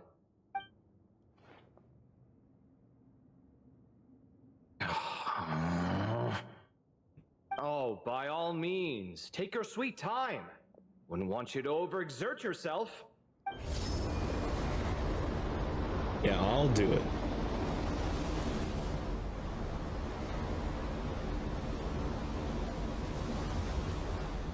Ew, that's dusty. Huh. The scene depicted here. It's a little different. Seems to be a different tale. The Ibis King answered the Jinn-blooded dancing girl, granting her the wisdom she sought. Wait. But enemies plotted to kill her close kin. Snake venom was her self-chosen end. Wait. Here I leave the name. Makaira. The Temptress of Woe? You've heard of her? Of course. I don't just sit around doodling all day. She's mentioned in tons of papers about the desert. Oh my gosh, are we getting... Is this like gonna wrap up a lot of like world quests? As I recall, she was given as a gift to the Tyrant King of Gurabad, and later seized the opportunity to kill him. After getting her vengeance, she reigned as queen for many years, until her enemies attempted a coup, and she took her own life. That's more or less the version I've read as well. It seems this queen also had dealings with the Ibis King. Yeah, I'm starting to find this whole granting wisdom business a bit concerning. I mean, considering how Gudar's and Makaira ended up, it might not have been a good thing. But at the same time, if the cat guiding us is linked to the Ibis King, then he doesn't seem like a villain either. People are complicated, and the same is true of the servants of the gods, no matter their wisdom or power. Let's reserve judgment for now and keep moving.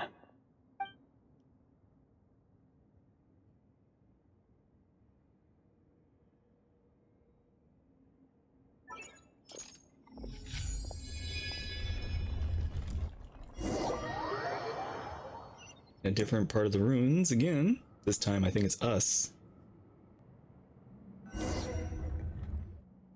Oh, Paimon meant to ask earlier. Have your memories come back, Layla?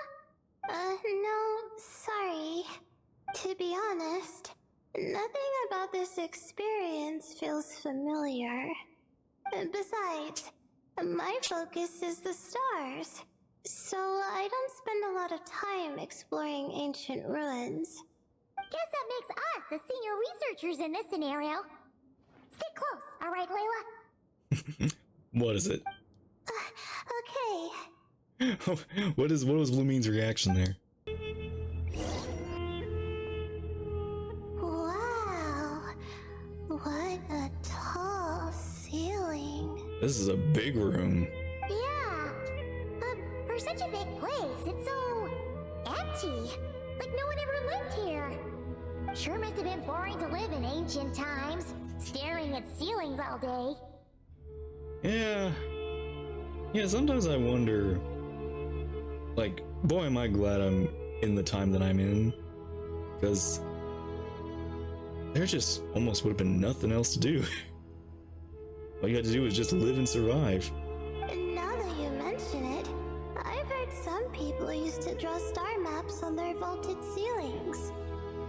Some might even make them transparent to better observe the movement of the stars. It sounds so nice. Stargazing from the comfort of your own home. It does sound nice. Wait a second. I think I see something up there. Go check it out first, Paimon. Huh? How is Paimon supposed to do that? Oh, right.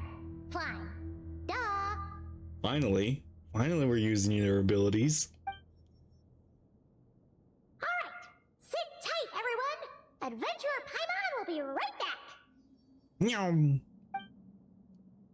Oh my god, look here. Go, go. Go, Paimon, go.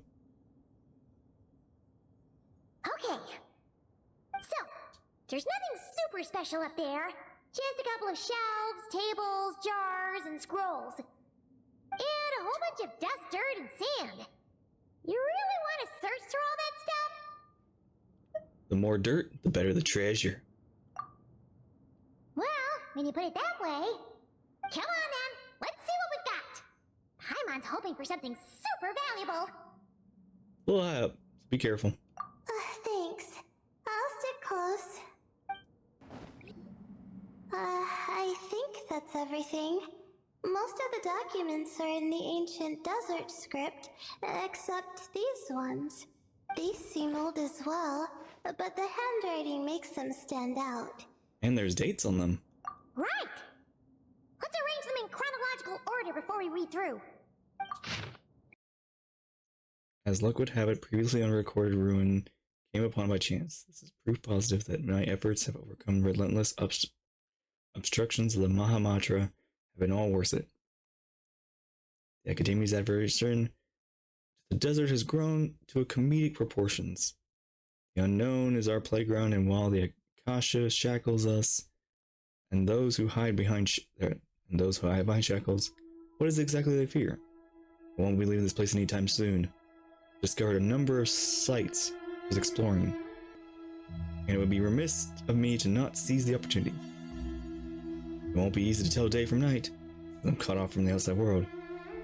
To avoid losing myself to the unknown, I must not forget to mark the passage of time. Recorded on the morning of the 10th of May. I think it just hit me that our calendar and Tevat's calendar are the same. That senior scholar fell and hurt himself?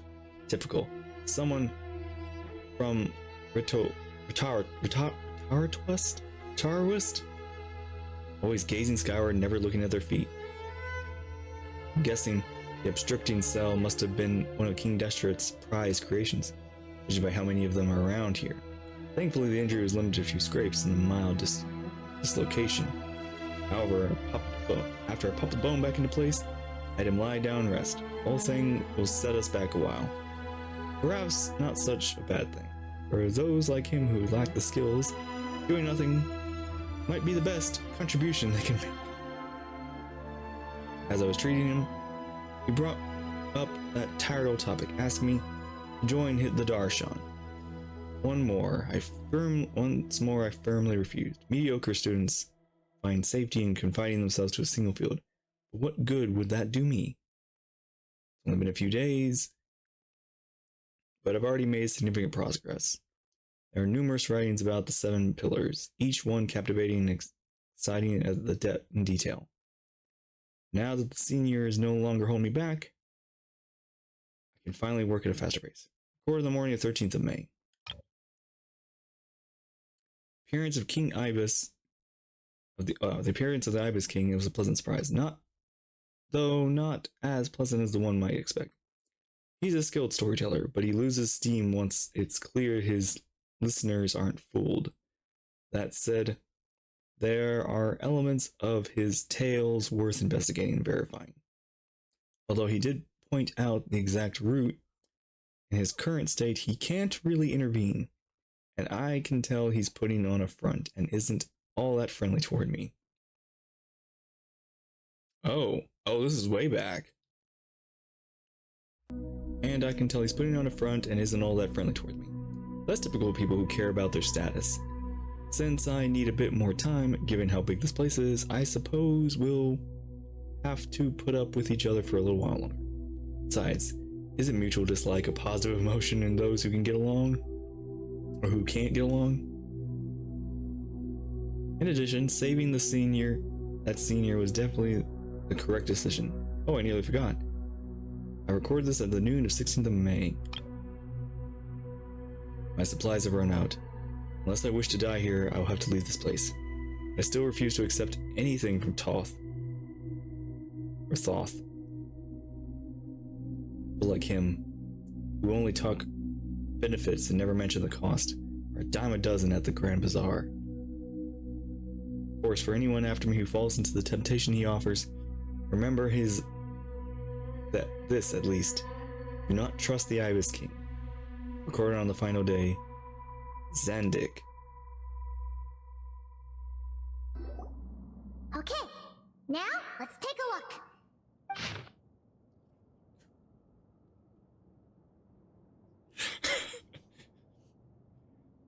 Wait. Yeah. Okay.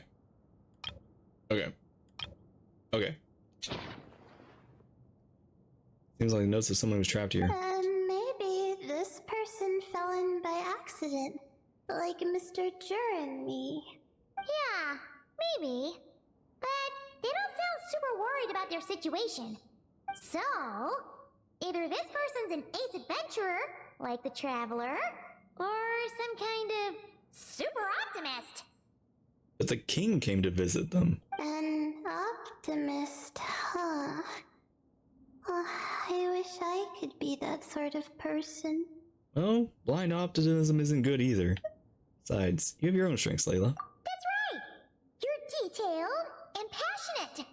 Great qualities for an adventuring buddy. This optimist seems super obsessed with exploring every corner of this place. That could have gotten them in big trouble for all we know. Well, I appreciate the compliment. Oh my gosh, you're so cute. It's almost magical how words like that can make you feel like you can do anything. I only wish that magic could last a little longer. Until I figure out my new study topic, at least. Let's keep reading. Oh, okay, now we're discussing each page. Oh, looks like you were spot on, Paimon. See? Told ya! That's what happens when you don't think things through. And all this talk about seniors and juniors, he was a student just like you, Layla. Whew, he sure talks a big talk for a student, though. You'd think he was some kind of old scholar instead. What is it? Did Paimon say something wrong? No, not at all. I was just thinking, and this might sound rude, but the way this person speaks is just so... Old? You noticed too? Yeah, kinda selfish. I mean, or self-obsessed. It's good that he helped treat his companion's wound, Mhm. but it didn't seem like it was out of kindness.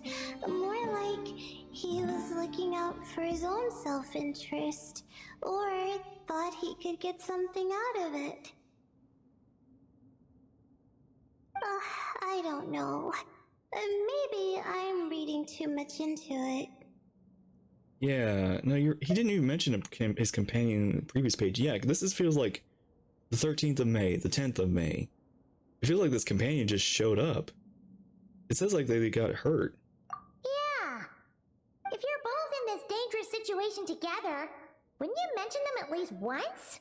If it were Paimon, she would write down the name of every single person she was with. No one would be able to get away. Well, you'd all be stuck there together, so... Actually, I find Paimon's approach quite sensible. It makes sense from a safety perspective, too.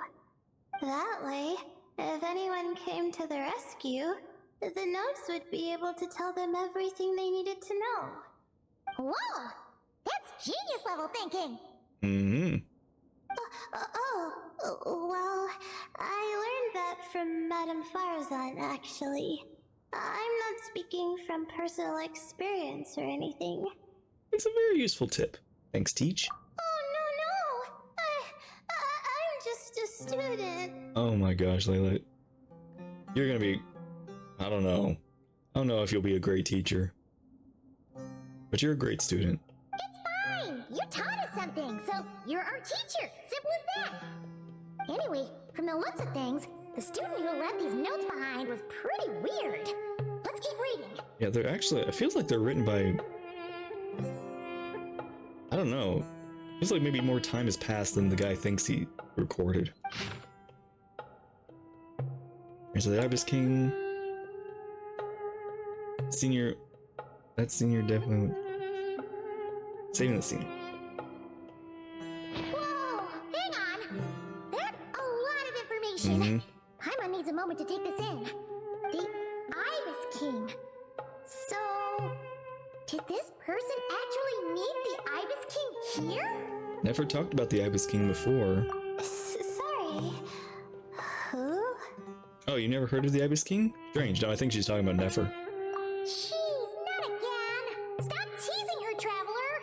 You know she was asking about Nefer. I know. Anyway, Nefer's, a ours. And she's mentioned the Ibis King before, but not in much detail. Paimon handled that pretty well. Actually, she managed not to spill any of Nefer's secrets. Guess the boss of Kiritorum has earned her respect and then some. Well, I'm pretty sure Paimon knows what would happen if any beans were spilled. Oh, I see. Well, that's not too surprising. Most people in Sumeru know about King Deshret, and most in the academia have at least some knowledge on the 7 pillars. Legend has it, King Deshret ruled the desert at the head of several wise retainers, guiding their people to pursue the limits of wisdom. He also left behind treasures for future generations, which continue to be relevant in nearly every research discipline. And now, this message indicates this student and his senior were rescued by the Ibis King. But to think it's possible to meet him in a place like this... We don't know when these notes were written, but didn't the 7 pillars disappear a long time ago? Well, there's dates on them, but I guess not years. There's something that's odd. The Ibis King's form. Yeah, the notes made it sound like his powers were restricted. Also, the mention of this form? What is that supposed to mean? I'm not sure. Was it the cat? Let's keep reading. Lies have run out and wish to die here. Refuse to accept anything. The Grand Bazaar. It definitely feels more recent, though. I don't know how old the Grand Bazaar is. Oh, this is the last page. There's even a signature at the end. Well, sounds like they made it out. Guess it was a happy ending after all. I hope so. Wait, but it says the Ibis King cannot be trusted. Huh. Our friend said something similar. That the Ibis King was a liar. And the notes did make it seem like something wasn't quite right with him. Maybe he wasn't one of the 7 pillars at all, but some kind of con artist. 1,000 apologies, Emmett Lord Paimon meant no offense. Paimon's words do not reflect on the opinion of the group. Huh? What's that supposed to mean?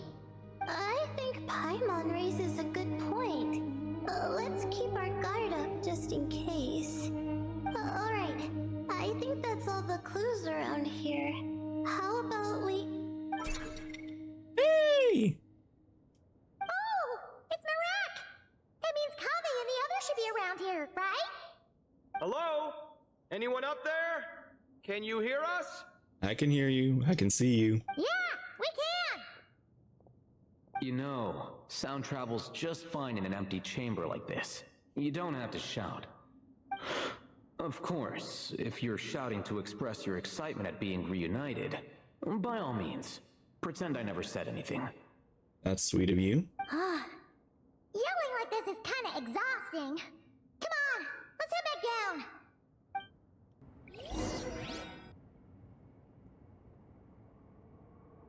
I should have read their minds.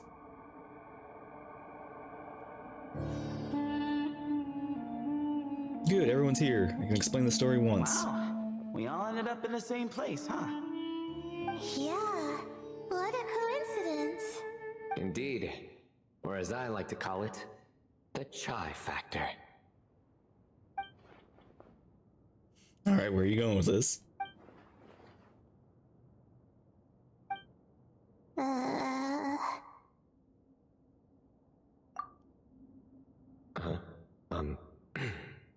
No reply? They're just waiting for you to finish it. Just say it. Alright.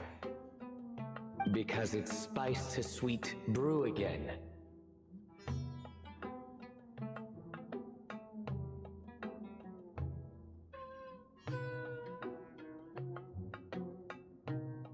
Oh, hey, that's a new version. Wait, what? You've never heard that one? I was gonna say, I feel like that one's familiar, but at the same time, it's a little twisted. Oh, Hytham's out of here. Kawaii like, Oh, Hytham's not even like listening. What are you looking for? A place to sit and read my book. Oh, great. What else is new? Well, looks like everyone made it through unscathed. Let's take this chance to get some water, rest a bit, and discuss what we learned. Sound good? Yeah, let's debrief.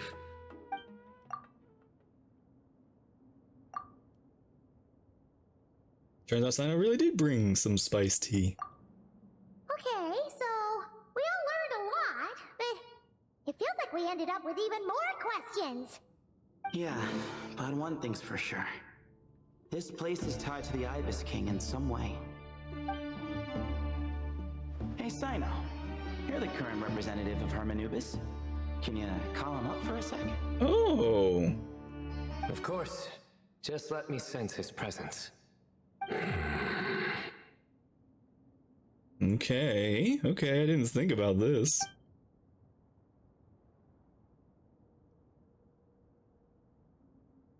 Just kidding. I can't sense him at all. Oh. Jeez, Sethos. Did you set him up for that one? What are you, a two-man act? Good one. Sorry, Hermanubis isn't like the Ibis King. He can possess me, but I can't talk to him whenever I want.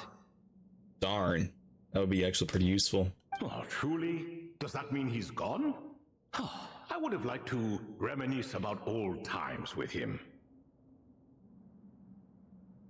Meow. The cat! It speaks! Of course it speaks. In fact, it is not an it at all. You do me a great offense. Cat. My apologies. Esteemed cats. Sir? Oh, this little contraption is still here. Contraption? No, this is Marak. Which means you do his assistant a great offense. Huh? Well, I didn't mean... Well, I apologize. I wasn't referring to this Marak, but rather the thing that operates it. King Deshret was quite partial to it. Oh? I have forgotten what it was called. It must have had an official name, albeit in the old tongue. Even if I did remember, I would need to translate it into modern language. I think Marak does fine. Also, looks like Sethos' hair is a little lit. It's not important. Marak's a fine name. Even better than the original, if you ask me. Who thought of it? And the remodeling, quite well done indeed. This Marak looks much happier in its current form. Yeah. Oh, and the components should have model numbers written on them. You can look them up if you're curious. This cat talks a lot. Yeah. Quite the one-sided conversation. Is this what the Ibis King was like? He seems quite eloquent. I wonder if he plays cards. Actually, please. I would love to see a cat and Sino play a TCG. Ha! I knew Marak was a great name. Go me. Yeah. Let's see. What page was I on again? Should have brought a bookmark. That all went over Paimon's head. Oh my gosh, everyone's like got an internal thought here. So when the notes mentioned about something being off, the Ibis King, is because he was in this form of a cat? Hello. Hello indeed. Meow. For you to know my name. Yes, I was not mistaken. You are special among your companions. Yeah, I know that. But you are all guests. It is only proper to invite you in. Do not trust him, though. Come then, this way. Even Nefer, I think, was wary. More cats!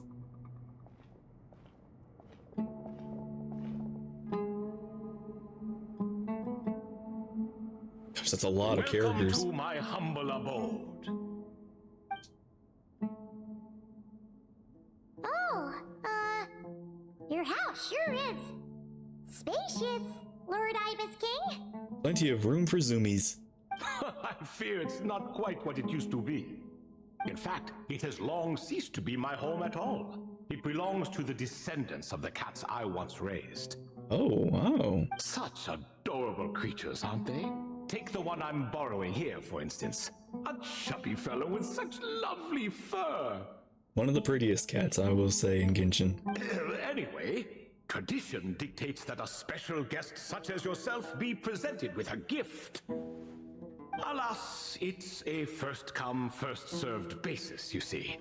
I fear with the passage of time, none are left. What? So the treasure's gone already? Treasure, you say? Not an inaccurate description. Gifts and treasure. Are you talking in a literal sense? Yes, and no. Also, I can't remember if the cats have had whiskers before, or if that's a new detail with the update, because it doesn't feel like they've had whiskers before. I mean, but at the same time, it does feel like they should. Be weird if they didn't. I have the power to grant gifts inaccessible to the masses. The only requirement is answering a question. Not a bad deal, yes? Ooh. Of course, my questions were given unto me by King Deshret, who in turn received them from the Mistress of Flowers. There are 3 and no more. What causes our rise and fall? What obliterates love and hate? What determines truth and falsehood?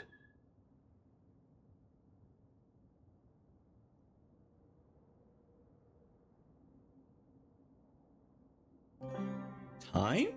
The more he talks, the less Paimon understands. I see. That must mean Gudars and Makaira managed to answer 2 of the 3. Another who understands. Oh, so that's the event those 2 slabs are depicting. Ah, priests and their records. A singular obsession, and quite boring too. After being imprisoned within Aru, I could, on occasion, take the form of a cat to converse with those around me. But I despised speaking to them. No conversational skills whatsoever. Now, humans like you who stumble in here from time to time, you are much more interesting. Hold on, we're getting off topic again. The 3 questions you just mentioned, what are they for, exactly? Ah, that is a story that begins with King Deshret. And we're in for another long one. Okay, time to sit down. Nostalgia for the past is common to us all, is it not? No, it is definitely very much so. And I'm here. I'm actually, you know what, tell me. And our king, he was such a proud, solemn man in those days. It's beautiful. He watched us speak of the present and the future, of the wisdom we possessed or were about to obtain. We were his proud retainers, confident in our belief that, so long as each one of us used our abilities to the fullest, progress was inevitable. Yet, King Deshret's ambition was not destined to be allowed in a closed-off world such as this. So nothing went as planned. In fact, from the beginning, there were signs an outcome of this nature was inevitable. Because although there were 7 pillars, one was forever absent. Al-Ahmar would insist the Dendro Dragon Sovereign was one of us, but the dragon herself rejected that idea. Oh. Huh. Like a card you can never seem to draw from your deck. Yeah, she ain't happy about, the current situation. More like a card that was never in the deck to begin with. Alas, that's just who Al-Ahmar was. There was nothing we could do about that. And I always preferred chess to cards. In the end, life grew unbearable for our king. But, of course, those who remain must continue to live on. But subjects like us were less fortunate. After all, the fate of a retainer is decided by the king, including the chance to walk away. So it was then that King Deshret had Kroko, Goti, and I locked up within Aru, where we remain to this day. Croco and Goaty.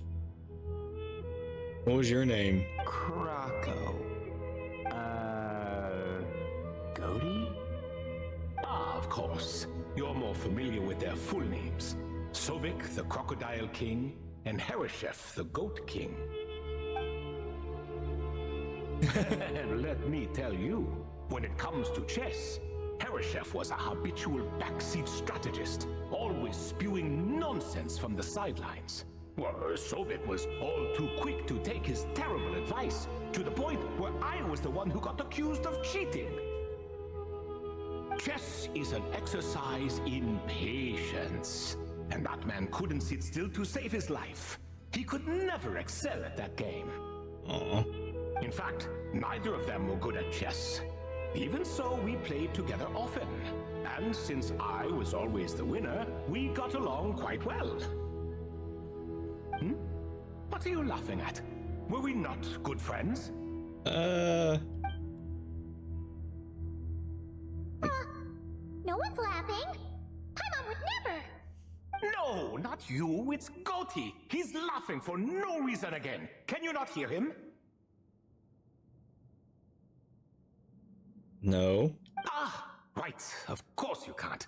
The two of them are inside Aru, as am I, so only I can hear them. Are you all basically? Are you like VRing this cat? What is even going on here?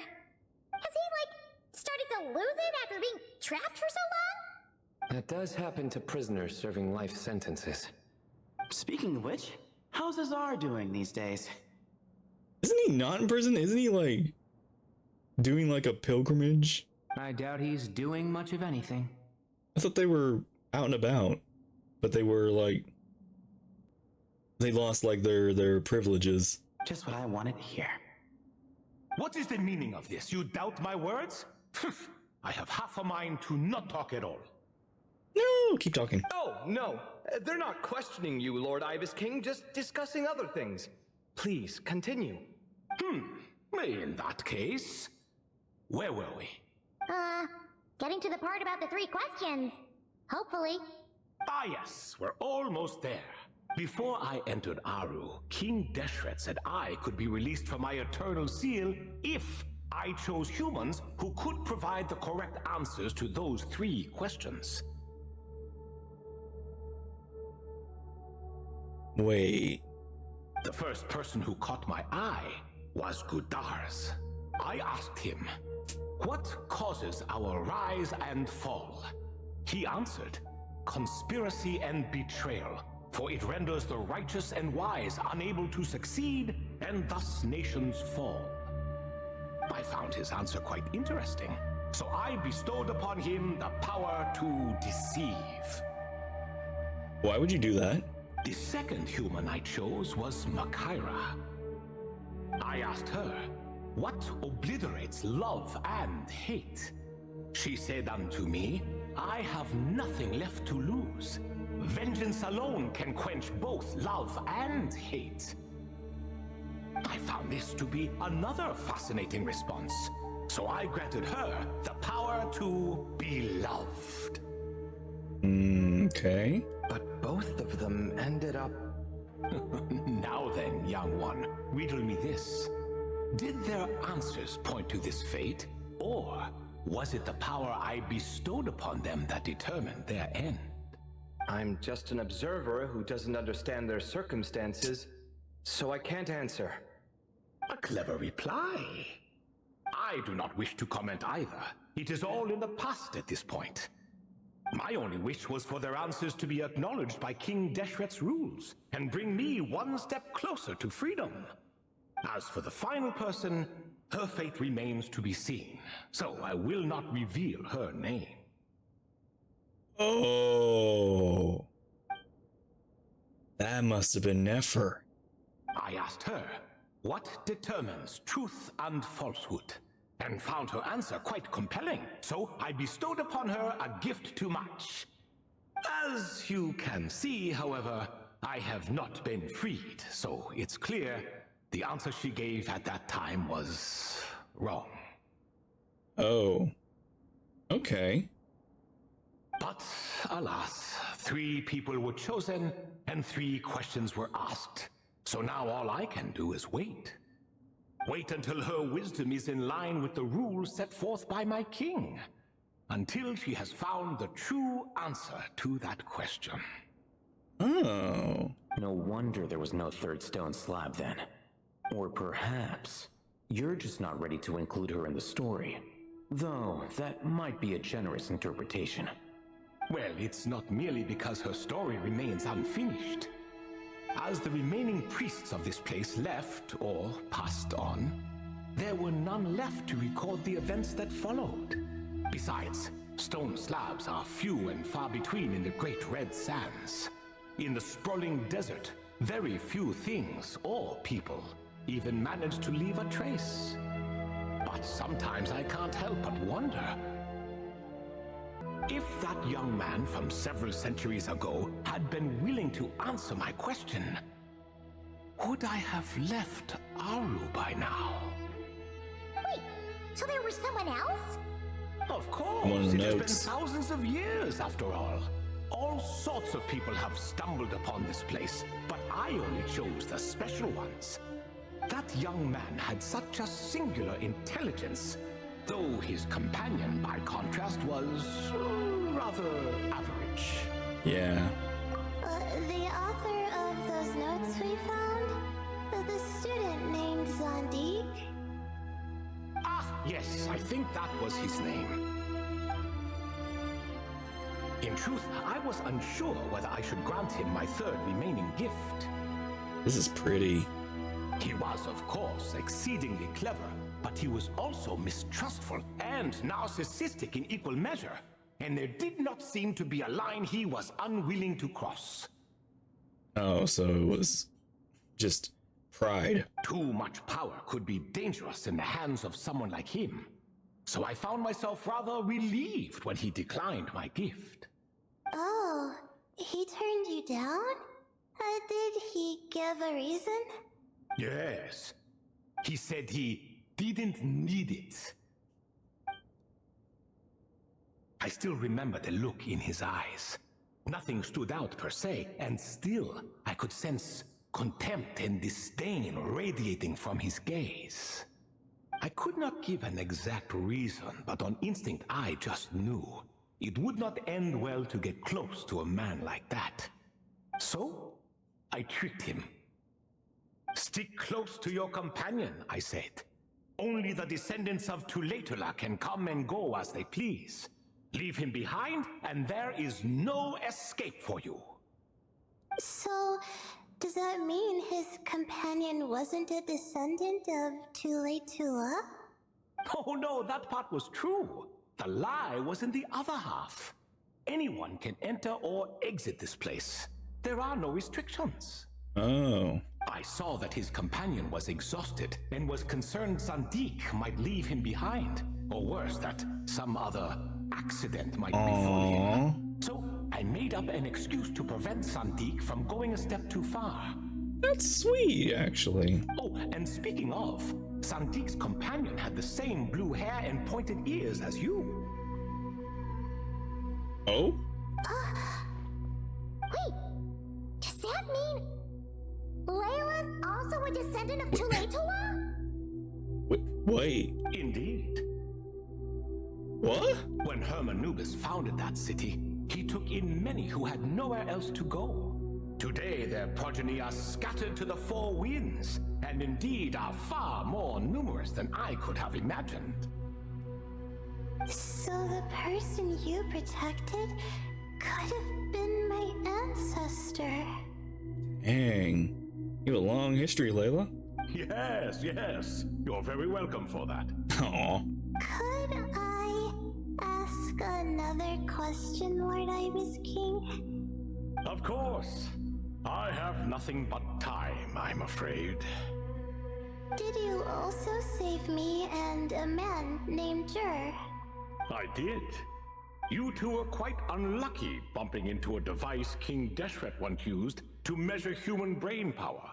That contact caused more knowledge than you could handle to flood into your minds. Ah. So I replaced that knowledge with simpler, repetitive information. Yes, yes, something like a brain loop, something to kind of throw your mind off and just put you on a train of thought, but it would just keep looping. Of course, the side effect being the same thought repeating over and over again in your mind, but that should resolve itself in time. How many moons are there in the sky? Yes, that was the phrase I used in your head.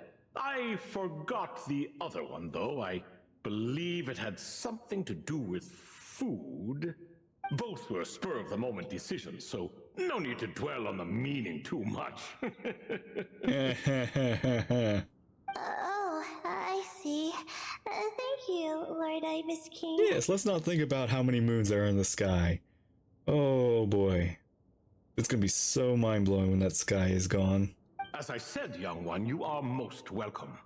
If you're inclined to return the favor, perhaps you could turn off that device so no one else can trigger it? There's only so much a cat's paw can do, so I'm afraid this is something I must leave to you. Or Marak, I suppose. No worries, that device can no longer be activated. Oh, splendid! Another one bites the dust.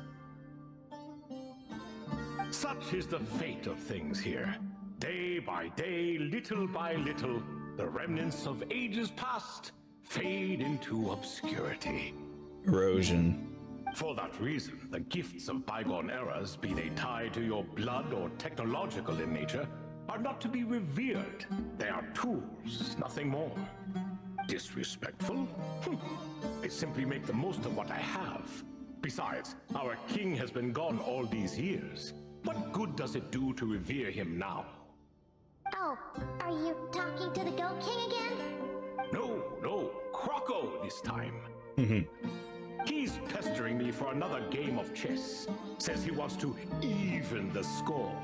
I love this cat's voice. Wishful thinking, if you ask me. If we counted one push-up for every loss, he'd owe me 300,000 by now. Of course, that's just a rough estimate. I've never kept count. That is brutal. It appears that's something you like. Being someone unable to be defeated. I suppose so. All right then. Time for me to extend my winning streak, and for you all to head home. Best of luck to you. In truth, deep down, I know even the answers to those 3 questions will not change my fate. But that is for me to reckon with. Go on now. Goodbye, King. Excuse me. Do you even know what time it is? I've harvested 3 crops of tomatoes while you've been gone. Really? You're exaggerating, Professor.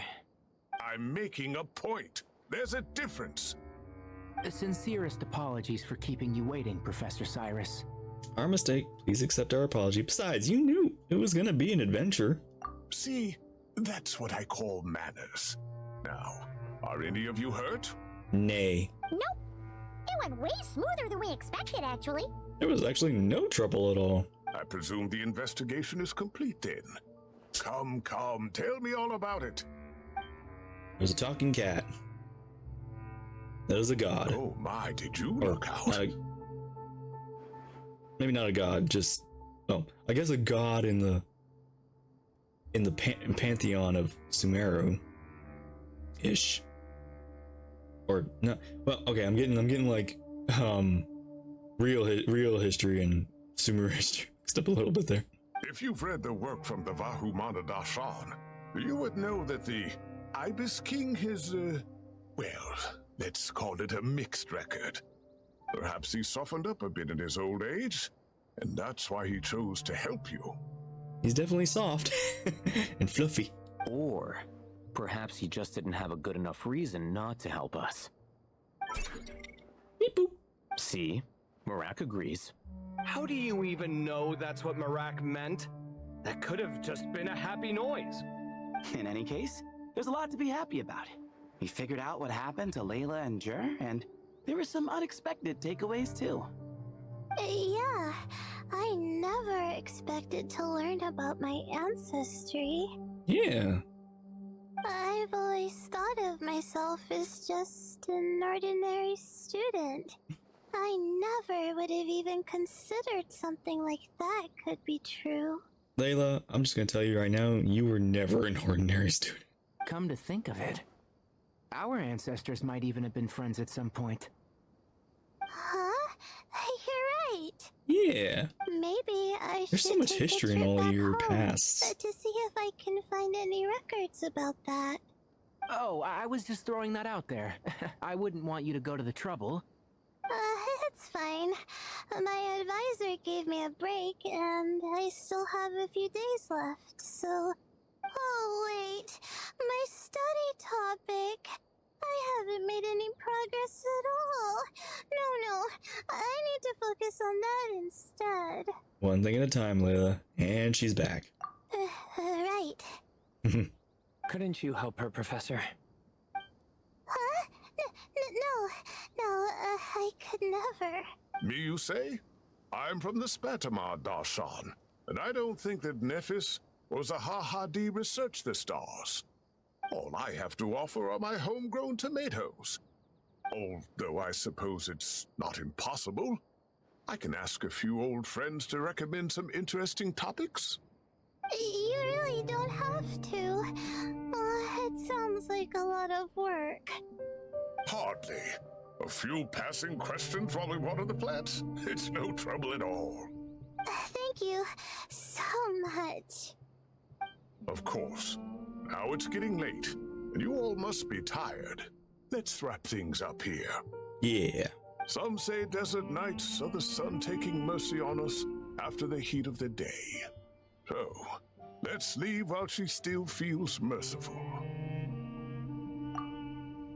Look at that sky. They really have changed. It's beautiful. And that's it, right? Good news, everyone! The Fieldwise Center is getting a lot of praise from important scholars all throughout the academia. Soon, they'll send a team of specialists to take over the management of this place based on our recommendations. Alright. So, thank you for all the support. Wow! Sounds like your hard work paid off, Kale. Aw, Amber. And you're overseeing the transition yourself. Well done. The young students today could learn a thing or two from you, Kale. Your confidence, your proactiveness, your leadership. It's admirable. Cute. Not like some of the ones I teach. So focused on theses and research with no practical skills to speak of. To be honest, I don't feel all that confident. Being the go-between for all the different Darshans, coordinating everything, I still can't quite believe I managed it. Oh, but the Traveler and Paimon played a huge role in that too. It was nothing. Whole team effort. Yeah, we're used to this kind of work. So for us, this was more like a super special camping trip with friends. Yeah. You know, a few puzzles here, a little exercise there. It was super fun. Pretty much a piece of cake. Oh man, now Paimon's hungry. Same. I want cake now. Hey, now that we're all done, why don't we go get some food to celebrate? Candace and I are 2 steps ahead of you. Sweet. You brought the food? This way, everyone. Oh, you did bring the food. Oh, hell yeah. Woohoo! A feast! Yeah. Perfect timing. That looks very delicious. There's a nut. Oh, it's been a while since we've had such a delicious spread of dishes from Sumeru. Paimon feels like she could eat twice as much. No, 3 times as much as normal. Oh my gosh, I'm holding Paimon. We should come around more often. I'm still waiting for the day you clean out an entire restaurant. Huh, is that a challenge? Well, yeah, considering you failed at Varessa's challenge. Seriously, I'm so disappointed in you. Either one job, Paimon. Careful what you wish for. We have your wallet to think about. Oh, I'm a millionaire. Plus. I'll be fine. It's been a while since I've had food from the desert region. It's nothing like I remember. Now this is the real deal. Everything I've tried before pales in comparison. That means a lot, Madame Farazan. If all the researchers who came to our village were so polite, we would have an occasion to offer feasts like this more often. By the way, you planning on doing any sightseeing, Miss Amber? You came all this way after all. Oh, for sure. I hear that there's a forest full of gigantic trees northwest of Port Ormos, with trunks bigger than the entire width of the Good Hunter restaurant. Wait, Amber, how did you get here? Like, the forest is the way to the desert. I'm trying to think of, like, other ways you could have gotten here. Not going through, like, leeway. I'd love to see it for myself. Oh, and I bet I could climb up and then glide down from the treetops. Yes. So fun. Yes, you can. In that case, I'll give you some snacks to take with you. Like a dense cake or some dumplings. The wind's strong up there, so you don't want anything too crumbly. Oh, and you'll need a thicker water skin, so it doesn't break if it drops. Oh, dumplings sound great. So soft and chewy. Great thinking, Kale. As for the desert, I'd love to check out some of the ruins, like that giant one shaped like an hourglass. Oh, yeah, that big one. I'll just observe from a distance, though. Your ruins could be protected sites, so better to not barge in. Yeah, it's safe. Don't worry, I cleaned it out. Besides, there could be someone sleeping in there. Like a cat. I'm glad to hear that, Miss Amber. It's for the best.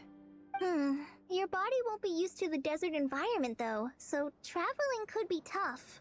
You'll need to bring moisturizing ointment and essential oils for the skin. So we're even thinking about skincare. I mean, look at him. Look at Amber. She'll crack. like Amber. This is a whole new level of thoughtfulness. Honestly, though, helping set up the Fieldwise Center was the real highlight of this trip. And thanks to you, Kale, I got to make some new friends, too. So I couldn't be happier. Oh, this is just... I'm so happy you two are getting to, like, have more interactions. Especially after, like after all that, after everything, yeah. Feel free to drop in on me in Mondstadt anytime. I'll show you the best our city has to offer. Yeah, honestly, it'd be so... This is so wild. Again, having a starter character, literally our first character given to us, interacting with, like, Sumeru characters now. Don't mind if I do. I had some dandelion wine while I was in Fontaine, and man, that was the stuff. So sweet and fragrant. Not a single bitter note in there at all. I'm not really a wine person, but I would like to try it. And that was the imported stuff. I bet the taste is even better when it's fresh. I'm looking forward to downing a couple of barrels already. You'll have to get in It line. couldn't hurt to take a break from wine either. Those children gave you some hennaberry thorn powder, remember? You could make some tea. Come on, Candace. It's just a taste. The barrels aren't even that big. We're talking like 3 to 5 cups per, tops. And don't worry, I'd make sure to bring back souvenirs for everyone. Well, I've heard the Knights of Favonius Library has quite the collection. I wonder if there are tomes that approach engineering from a different angle. Could be worth perusing. I know a certain harbinger that I would like to see you meet and see if you two would get along. Or not. It'd be funny. I'm not sure about the exact number, but the library's pretty huge, all right. What kind of books are you interested in, Madame Farazan? I can write them down and have Lisa get them ready for you. Either way, just leave your Mondstadt travel plans to me. Sweet. Lisa? Lisa Mincy? Cyrus's prize student who he never stops bragging about? So that's where she's hiding. Oh, you know her! Oh, I would love to see you two actually interact too. Ah, this is kind of nice, isn't it? Friends of ours meeting other friends of ours, then becoming friends in your own right. Yeah, no, it is cool, like, having all of our friends just being like, it's so cool how these interactions and blending, it's like when you see, like, I've always kind of imagined, like, characters meeting characters, but it actually does happen in this game. We actually have interactions of nations and characters and people, and it's just, this is fun. I love the dynamics. The world doesn't stand still after all. It's nice to have friends all over the... Don't you think? Yeah. Yeah! Maybe we should start introducing our friends to each other. Paimon can think of a few who might get along. Yeah, I was thinking the same. Not a bad idea, right? Just Oh imagine all the fun no! we have. Oh no! Oh yes, yes, yes, yes. Ooh, yeah, that could be fun. I see everything. I guess I'll have to finish that bottle of hennaberry thorn powder, or Candace and the kids will be upset. I've heard hennaberry thorns are an acquired taste. But Dia hasn't said anything, so I suppose she likes it. Oh no. With this experience under my belt, my next trip out here should be a piece of cake. Of course, this one isn't over yet, but you've been going non-stop these past few days. Maybe we should head back to your place and take it easy for a while. Sounds good to me. I have a bunch of ingredients, snacks, and knickknacks back home that I've been wanting to show you. Aww.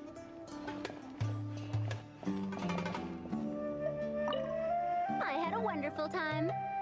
Yes, a wonderful time indeed. Good. Now to write our list of texts to send back with that enthusiastic young girl.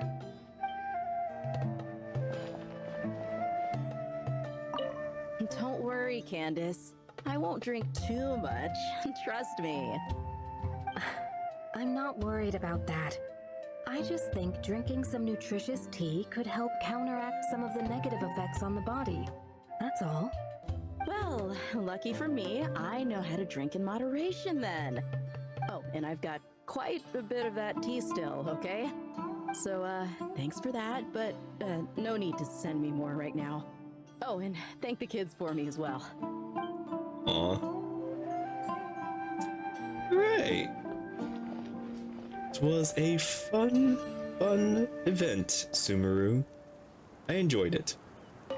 Have you decided on what to eat?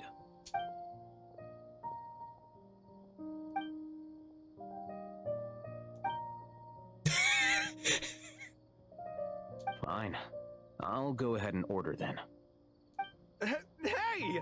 Wait a minute! We did wait a minute. So, when you do the thing where you pretend not to hear a question if you don't want to answer, it works like a charm! But not when I do it? That's because you have to use it on the right person. Besides, you really think you can use my own tricks against me? Why is it getting so hard to keep up the act? Is a worry-free life too much to ask for? It's been an eventful day, and it seems someone is intent on not making tonight any easier. Huh. See everything. Drunk people are so fun. Oh! You guys are literally like over here. Hey! Miss Layla seems to be under a lot of pressure. I should take her to watch her performance sometime. That might help her unwind. Wait. Everyone hold it. 3 stars of different colors. Could that be a potential research topic? I should look into that.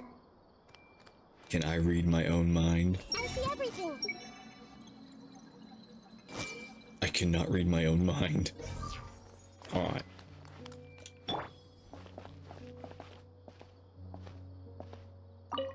Wow, this is an unexpected reunion. Oh my god, she's back. So cute. Like 3 stars of different colors rising in the same sky. What a spectacular occasion! Yeah, red, blue, and green. Archon and Miss Nilu from the Zubair Theater. I'm not interrupting anything, am I? Of course not. I'm just relaxing, gazing up at the starry sky. I get a lot of inspiration for new dances when I come here. Oh, I'm also here to get some inspiration. I thought I was the only one who did that. Of course, the inspiration I need has to do with my studies. Well, we might be searching for different things, but in the end, We're both just waiting for that spark to strike. But this time, it wasn't inspiration, but Lesser Lord Kusanali who came knocking instead. How do you know I'm not here searching for that same spark? We must innovate after all, even in dreams. Here, I brought some candied Ajilenak nuts. May they bring us all sweet dreams. Well, what a coincidence. Hey, boys! You don't make it out to Gandharvaville often, and there wasn't time for visiting earlier. So why don't you stay a few more days?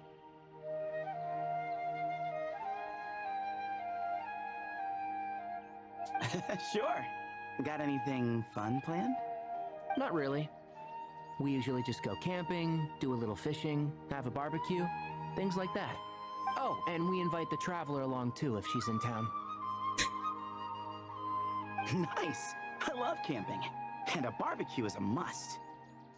Don't get too excited. You might not know this, but Tainari doesn't use seasoning when he grills. Huh? No way. Don't listen to him, Sethos. I prefer a clean taste, but you can put on as much as you like. Oh, look at Sethos. You could have at least played along.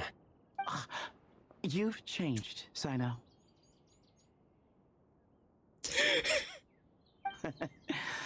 Man, it's a shame Hat Guy hasn't been around lately. Or I'd invite him to join. He's the perfect buffer for your nonsense. Man, I would love to see Hat Guy interact with you guys.